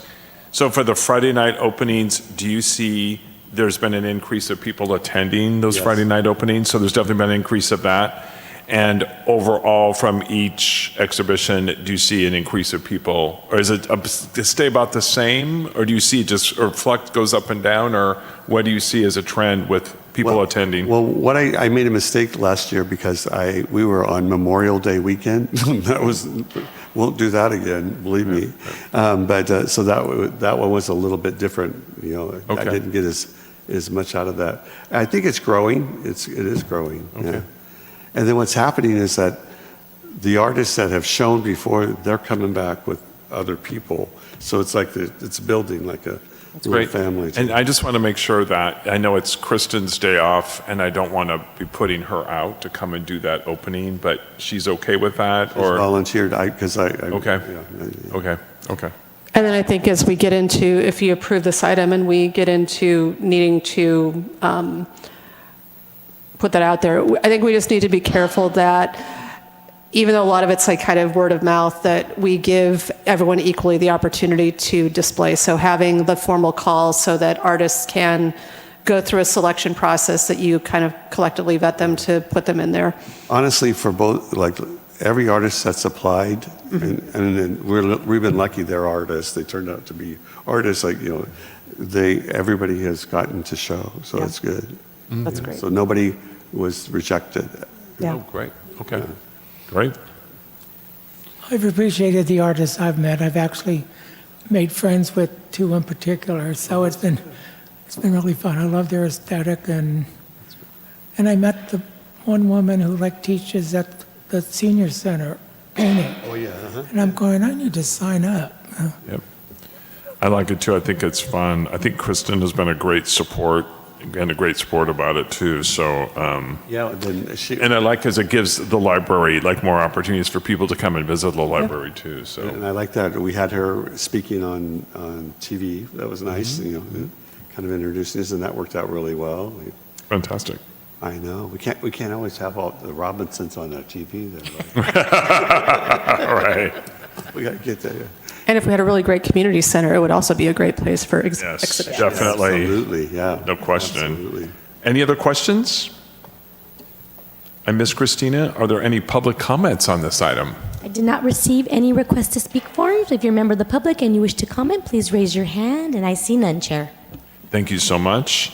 So do we have a motion and a second to approve scheduling quarterly art exhibits at the Cathedral City Library?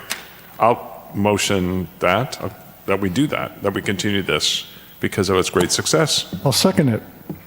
Okay, we have a motion by Chair Liebelt and a second by Commissioner Stouter. Please vote. One clarifying question. So on budget, if you wanted to spend anything, one of the things that the council has been very particular about, and you can probably clarify this longer, they haven't liked the use of district or commissioner funds for any kind of food or anything like that. Has that been? We're allowed to do food, and you're not. That's my understanding. I don't understand that at all. Mm-hmm. But I think in general, the council don't like that. So that's why, as I say, if you needed a small budget, if we needed to look elsewhere or get donations or something, because I'm just donating the food, so. Okay. I'm just doing. No, I was going to say, we don't need, I donate wine when, Don said the wine. Yeah, there's no cost. Yeah. Do you need a budget for this? Is my question. No. Do you need a sign or anything? You're all good. Oh, a sign. Like yes. something more I want a fancy. feather sign. I want a feather one that says art show. that's what I, Well, or if you want to have something, designed and, that is more directive to your event, we can certainly.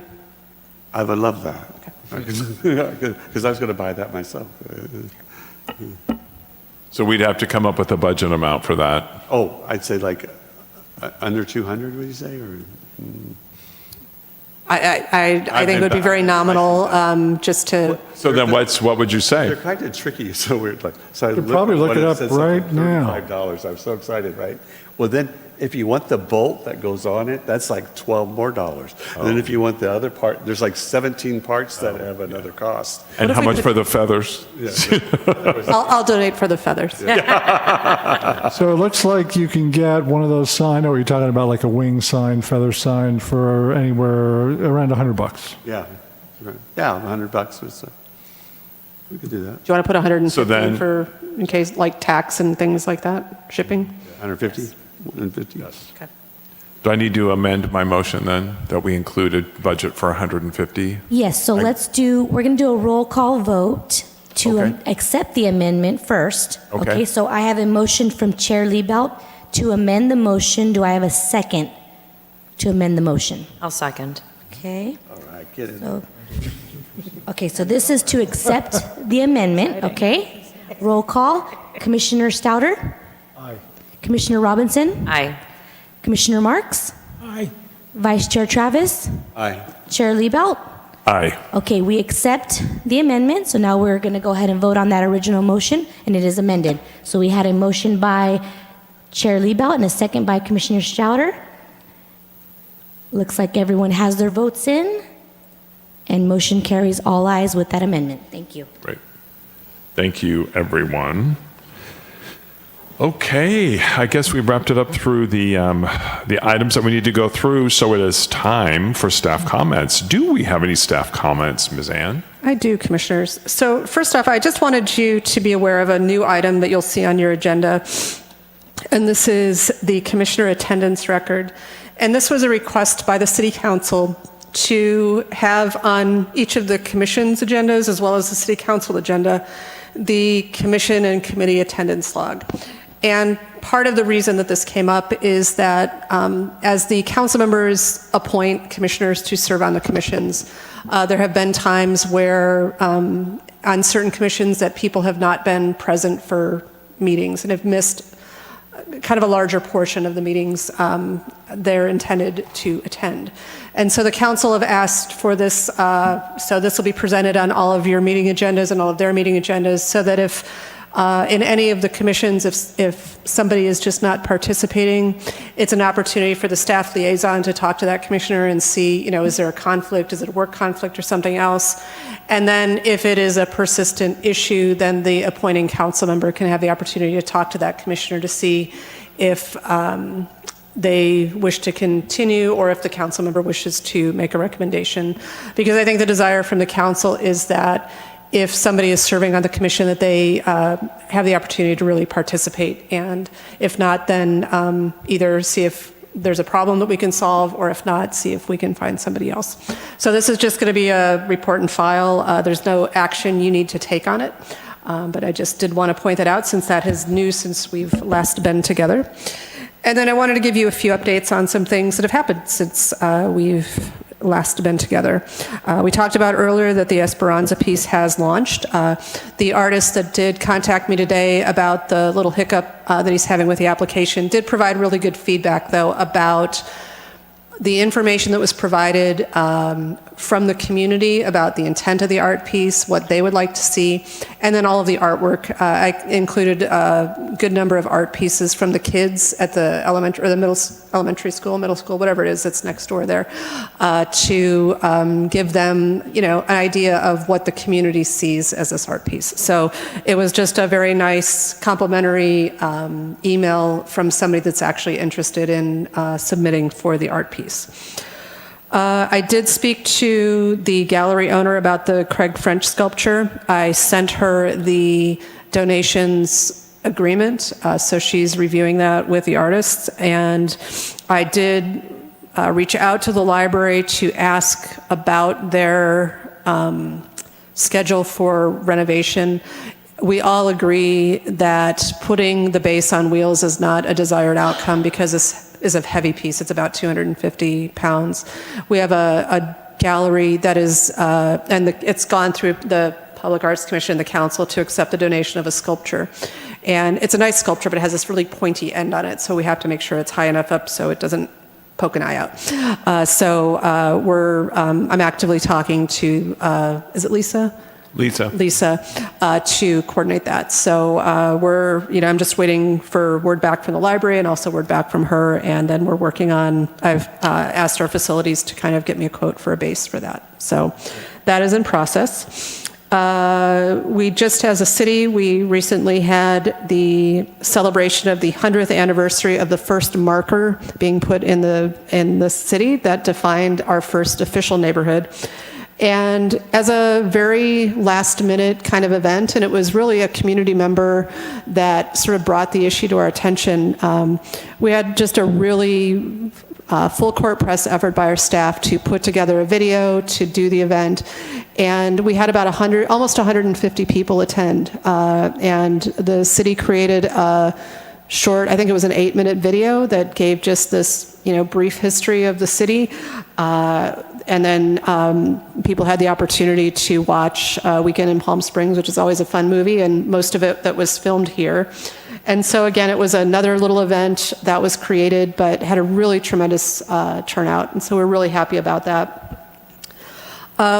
During the summer, we had resubmitted the Art and Parks grant.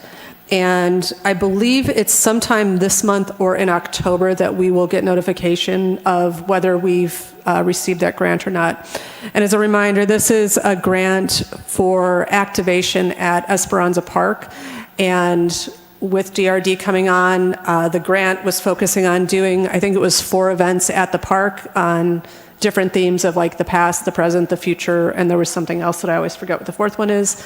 And part of that is there is a mural project for the back of the restroom building that would face CB Link. So we're waiting to hear from that.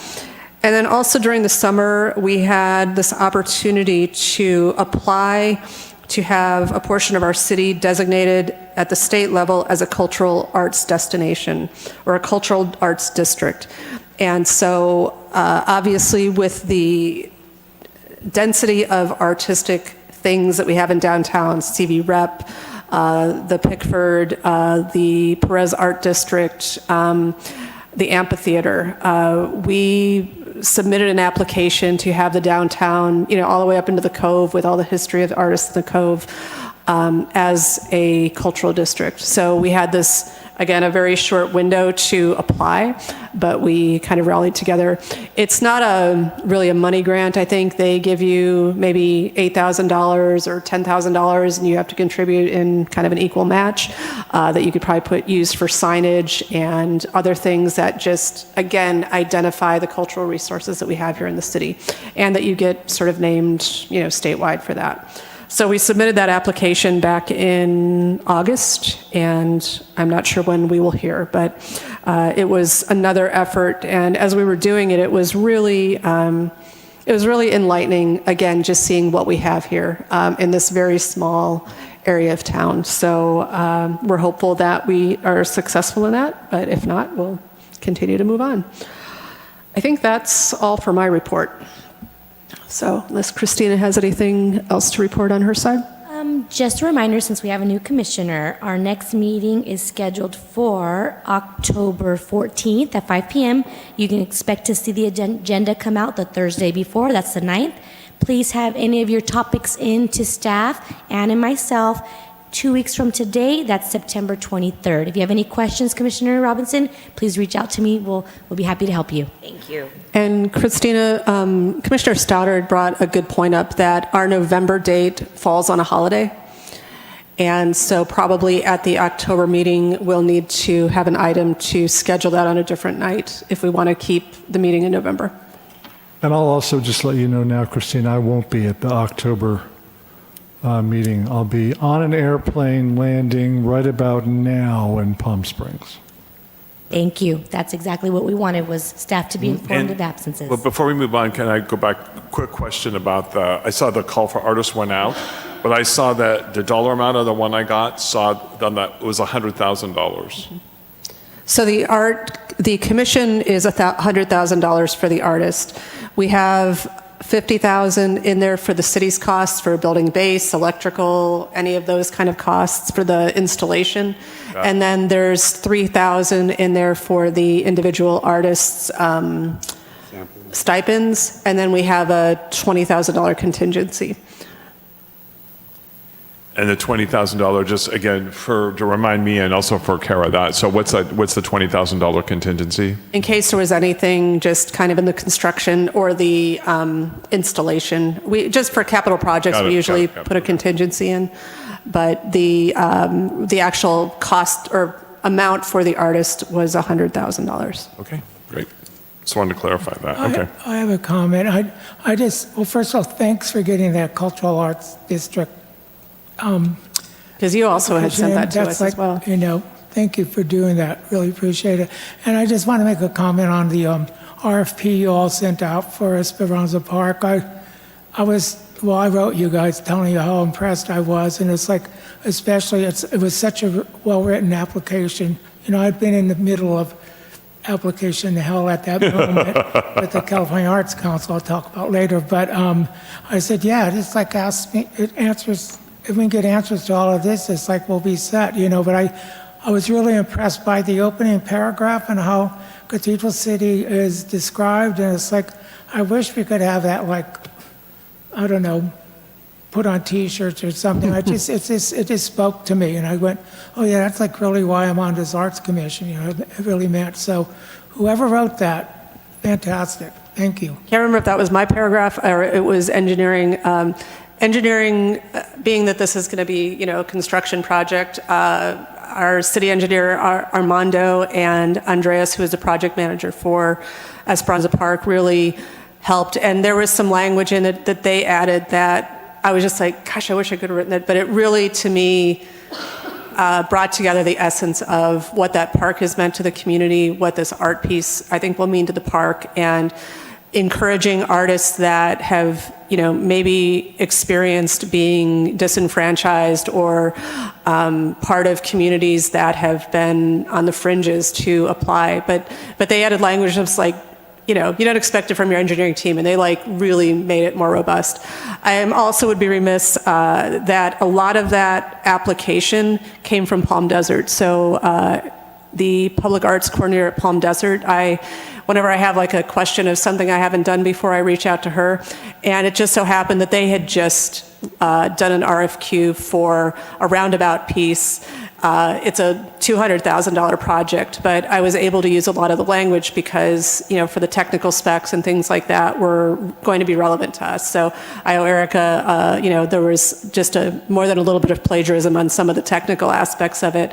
And I was really appreciative of her help and guidance in what the city does in these installations, what's the artist's responsibility, and then also the encouragement to use Cafe for the call. I think in talking to the vendor, I think there's like 158,000 artists that are registered within the system, and it seems to be a very well-used place for artists to go to look for commissions.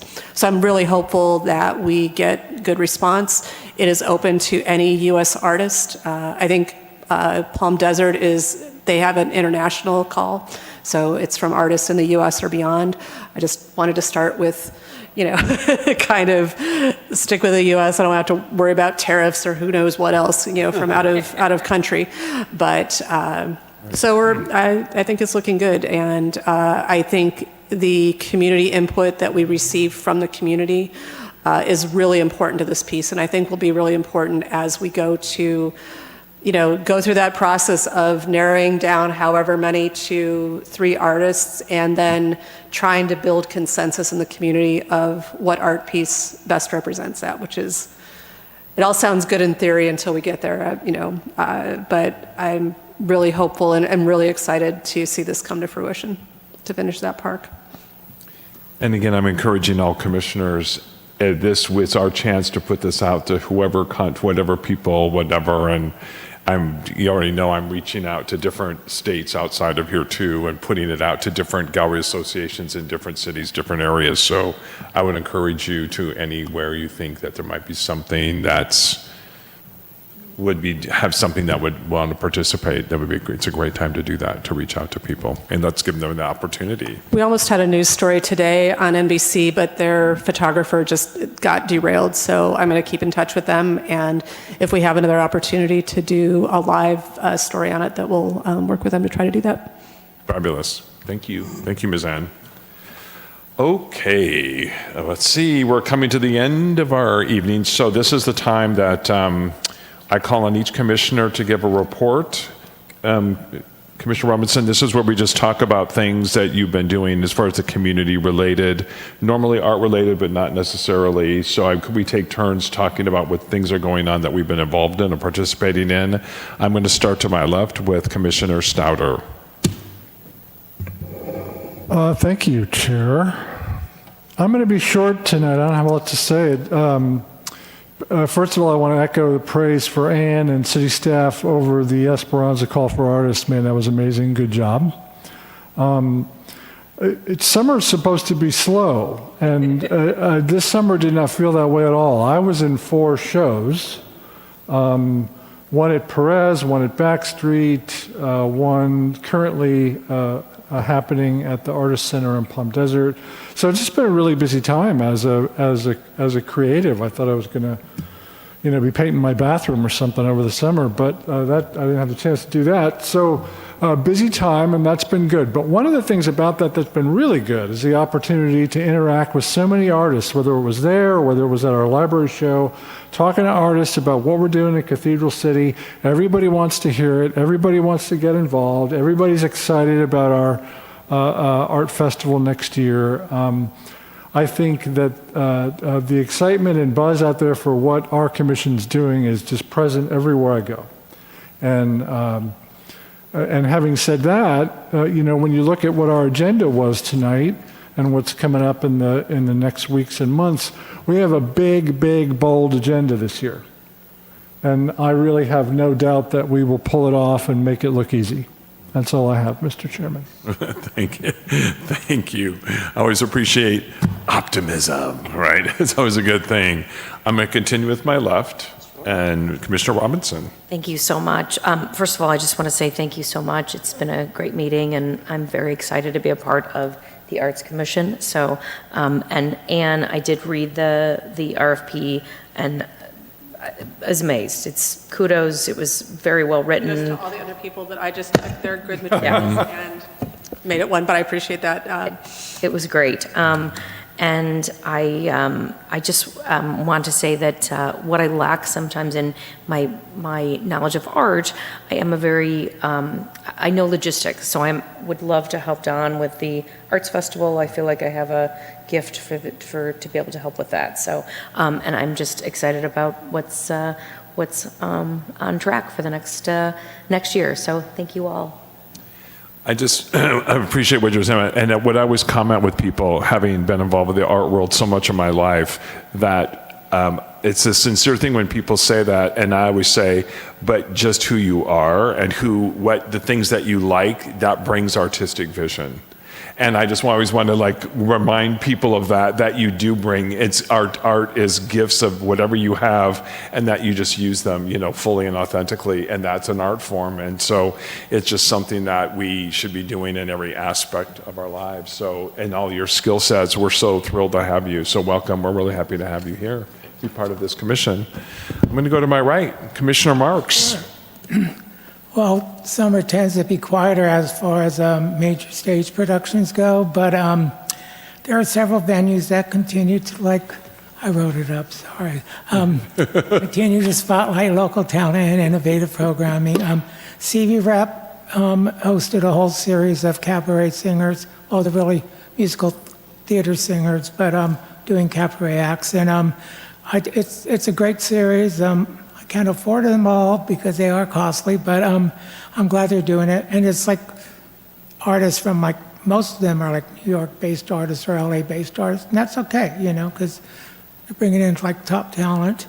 The Roost has launched a promising new cabaret series that is actually curated by a friend of mine. He's a performer by the name of Jason Manino, and I went to his first one. It's each cabaret show has a theme that'll revolve around, and he performs, but he brings in 2 guest artists too, and I think there's a lot of great potential there. And all it takes is a cocktail and maybe a little pizza, and you have a really great evening. Also at the Roost, I've been going to they have in residence the Desert Hot Things, which is a karaoke cover karaoke band.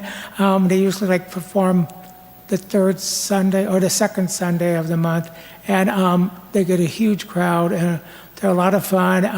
I know most of them from San Francisco, but it's just really fun, and it's I'm hearing some live music, and I'm not always into the decade that they did the 80s last weekend, and it's I only associate really bad hairstyles and bad clothing with the 80s, but oh well. And also, College of the Desert, they're doing this new musical theater soiree. That's what I'm going to call it. But this Friday, I'll be going, and it's produced by a guy named Brian Birch. And I'm trying to figure out how I can get more involved with the production of this. They focus on I don't want to call it forgotten musicals, but music that is just not being performed anymore. And it's pretty cool. I mean, at first it was set up that the soiree would revolve around the show that College of the Desert would be doing in the spring, which is Kiss Me Kate this year. But then they proceeded to do these themed events. So I'm trying to encourage them to really take it to greater length. And then the VY Lounge is also a fantastic place to go see live performers. I did attend 2 art exhibits on June 23rd. I went to the Stonewall exhibition at the Women's Gallery on Perez, and featured works by Don Strouder and Rick Travis. And I have to tell you, it's we've got 2 really fine talents on this commission, and fortunately, I find their aesthetic very appealing. So, I just wish I could buy something. And actually, I don't have any wall space. So, let's see. But a really significant portion of my summer was dedicated to service on the California Arts Council panel review, which was for general operating support grants. And these grants targeted organizations with annual budgets up to $1.5 million, though very few applicants fell in that range. But first of all, it's like grants for general operating support. I mean, that speaks volumes to a nonprofit, because nobody really, they don't get their biggest bang for their bucks by, doing, salaries and that kind of thing. So that was really appealing to me. But the key evaluation criteria, though, included demonstrating experience, capacity, and commitment to uplifting historically under-resourced, excluded, and erased artists, audiences, communities, and cultural practices. And it was also they needed to demonstrate clear evidence that programs, services, and facilities, including digital platforms, are accessible to individuals with disabilities, including those who are deaf, hard of hearing, deafblind, or who have physical, visual, developmental, learning, cognitive, or mental health conditions. So that spoke volumes to me. That it made me proud that I'm a Californian, most of all, and California is still staying true to the vision of this state, and it's I'm not going to get political here, but over the course that night, I evaluated it took me 6 weeks, but I evaluated 30 grant applications, and they were from organizations across California, a wide range of disciplines, and I was really impressed by the creativity and inclusivity and innovation that is reflected in these proposals. And, again, I reaffirm my pride in California's commitment to diversity, equity, and inclusion in the arts. And it was great. It was hard, but I met my deadlines, and we'll see what happens, and I hope I can do more, because it's a great way to get ideas, and there's a lot of stuff that's going on in my brain, which I hope I can bring to the Arts Commission at some point. And that's it. Great. Thank you so much. Chair Liebelt, just a quick note. We do have that hard stop time of 7, so just consensus to continue. Do we have consensus? Consensus to continue? Make it quick, sure. Fine, yeah. Okay, thank you. Please continue. Okay. Thank you, Ms. Christina, for keeping us on track. Okay, Commissioner Travis. All I'd like to say is I want to welcome Cara, sorry. And I'm glad to have you aboard. And I think that you're going to find out that all your valuable things that you do at the Boys and Girls Club are going to really help us out a lot. I think that when I joined it, I was looking more at the arts, but I think more of my background in nonprofits is what's really helped it a lot. Yeah. So yeah, you're very welcome. I always say about nonprofits, we do everything that for-profits do, just with a lot less money. So, Right. Exactly. We wear a lot of different hats. Exactly. Makes you more creative. Absolutely. So we're so happy to have you. I think I'm so honored and proud to be part of this commission, especially in the last year. I think the last year we did 3 years worth of work. Right. And we're going to even do more. I mean, Don was so impressed with our agenda, and guess what? Our grants aren't even in there. Right. I know. That's a whole nother ball of wax, right? Yeah. So, yeah, I'm very proud of all of us. I think we have a great team, and it's a great honor to be here. So thank you. And I'm going to get us out of here so we can eat. I'm going to make this short too. It's funny, I agree with Commissioner Stouter that the summer went by incredibly fast. And as you'll know, well, back in January, I started a new job. And when generally the summer quiets down, literally July and August were nonstop for me. So in terms of my usual involvement with all the arts things, kind of went on the back burner. I call it for my day job. One thing I would say is I am also very happy and impressed with this commission and how we come together as a group and really support each other and support the arts community. I agree. We have these two big projects, I think, for this Esperanza Art, the sculpture project and the art festival, I think are extraordinary.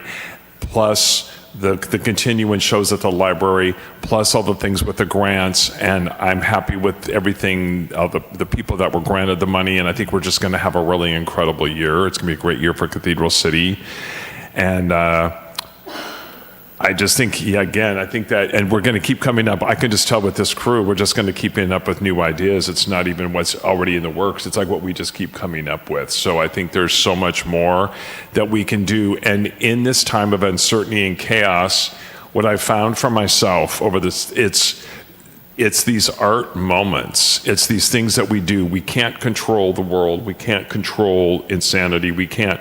But the art and the beauty and the joy of coming together with people who are doing something creative or putting their voice in the world and doing something, that is the difference. That is the butterfly effect. And that's how we do. I would say, art is what's going to save the planet and humanity. And it's that creative spirit, because in all that, all things are possible. And artists constantly remind us of that every single day, and that's the beauty of being human beings on the planet Earth, as far as I'm concerned. And so that's why I always want to be involved any way, shape, or form I can. That's all for me for tonight. I'm very excited. Thank you all for supporting our vision. And so, Chair, can I add one more comment that I just forgot to add? So in October, towards the end of October, we're going to be doing an overhaul of this council chambers and all of the audio-visual equipment in here. So we can place artwork in here? Nothing structural other than these walls will go away and we'll have monitors on the wall. But depending on when we start in October, actually our October meeting will be fine, November, December, and possibly January, we will be in the study session room downstairs because this room is going to be unavailable. So we will be, all commission and council meetings will be downstairs. So we'll remind you at those meeting times so you don't have to hike all the way up here to go all the way back down. So we're saying not for October, it will be October after will that. be fine because it's Okay. at the end of October that construction will start if the council awards the contract tomorrow night. Okay. Will the elevator situation be the same in October, or will we have You'll be here in October. the elevator? Is it going to be the same? No, I know, but it's like we're going through the police department now, but It might still be that way for October. Beyond that, it should be fine, but then we'll be downstairs. So I think it was a 5-week project, and I'm not sure exactly where they're at in it, and if they're on, I don't know if they're on schedule, but hopefully it will be done soon. doing something forbidden coming through the police hall, so. I know, it's a little confusing and awkward, and so hopefully that'll be done soon. Then they'll do the police side, but for the most of us, we'll be back to normal. So I just want to touch on item number 7 here. So discussion on future agenda items. Is there anything that anybody needs to bring up now? So I will bring back a standing item to discuss sort of the talent portion of the Arts Festival. I'll have that on the next agenda. Okay. The other thing that I'll try to have for the next agenda is just our budget, the DIF-funded budget, the Art and Public Places budget, so that again, you know what amount is in there, what our commitments are for the Esperanza Park. And what I'm also going to try to do is put together a calendar, and because we have a lot of dates identified in the RFP for the arts piece, so I want to make sure that those are on calendar, or if we have to do any special meetings later on, that we get those calendared to do the review of the artist applications, and just to kind of keep us on task. So I'll have those items for the next agenda. Okay. Anything else? Then I would say this meeting is adjourned. No public comments?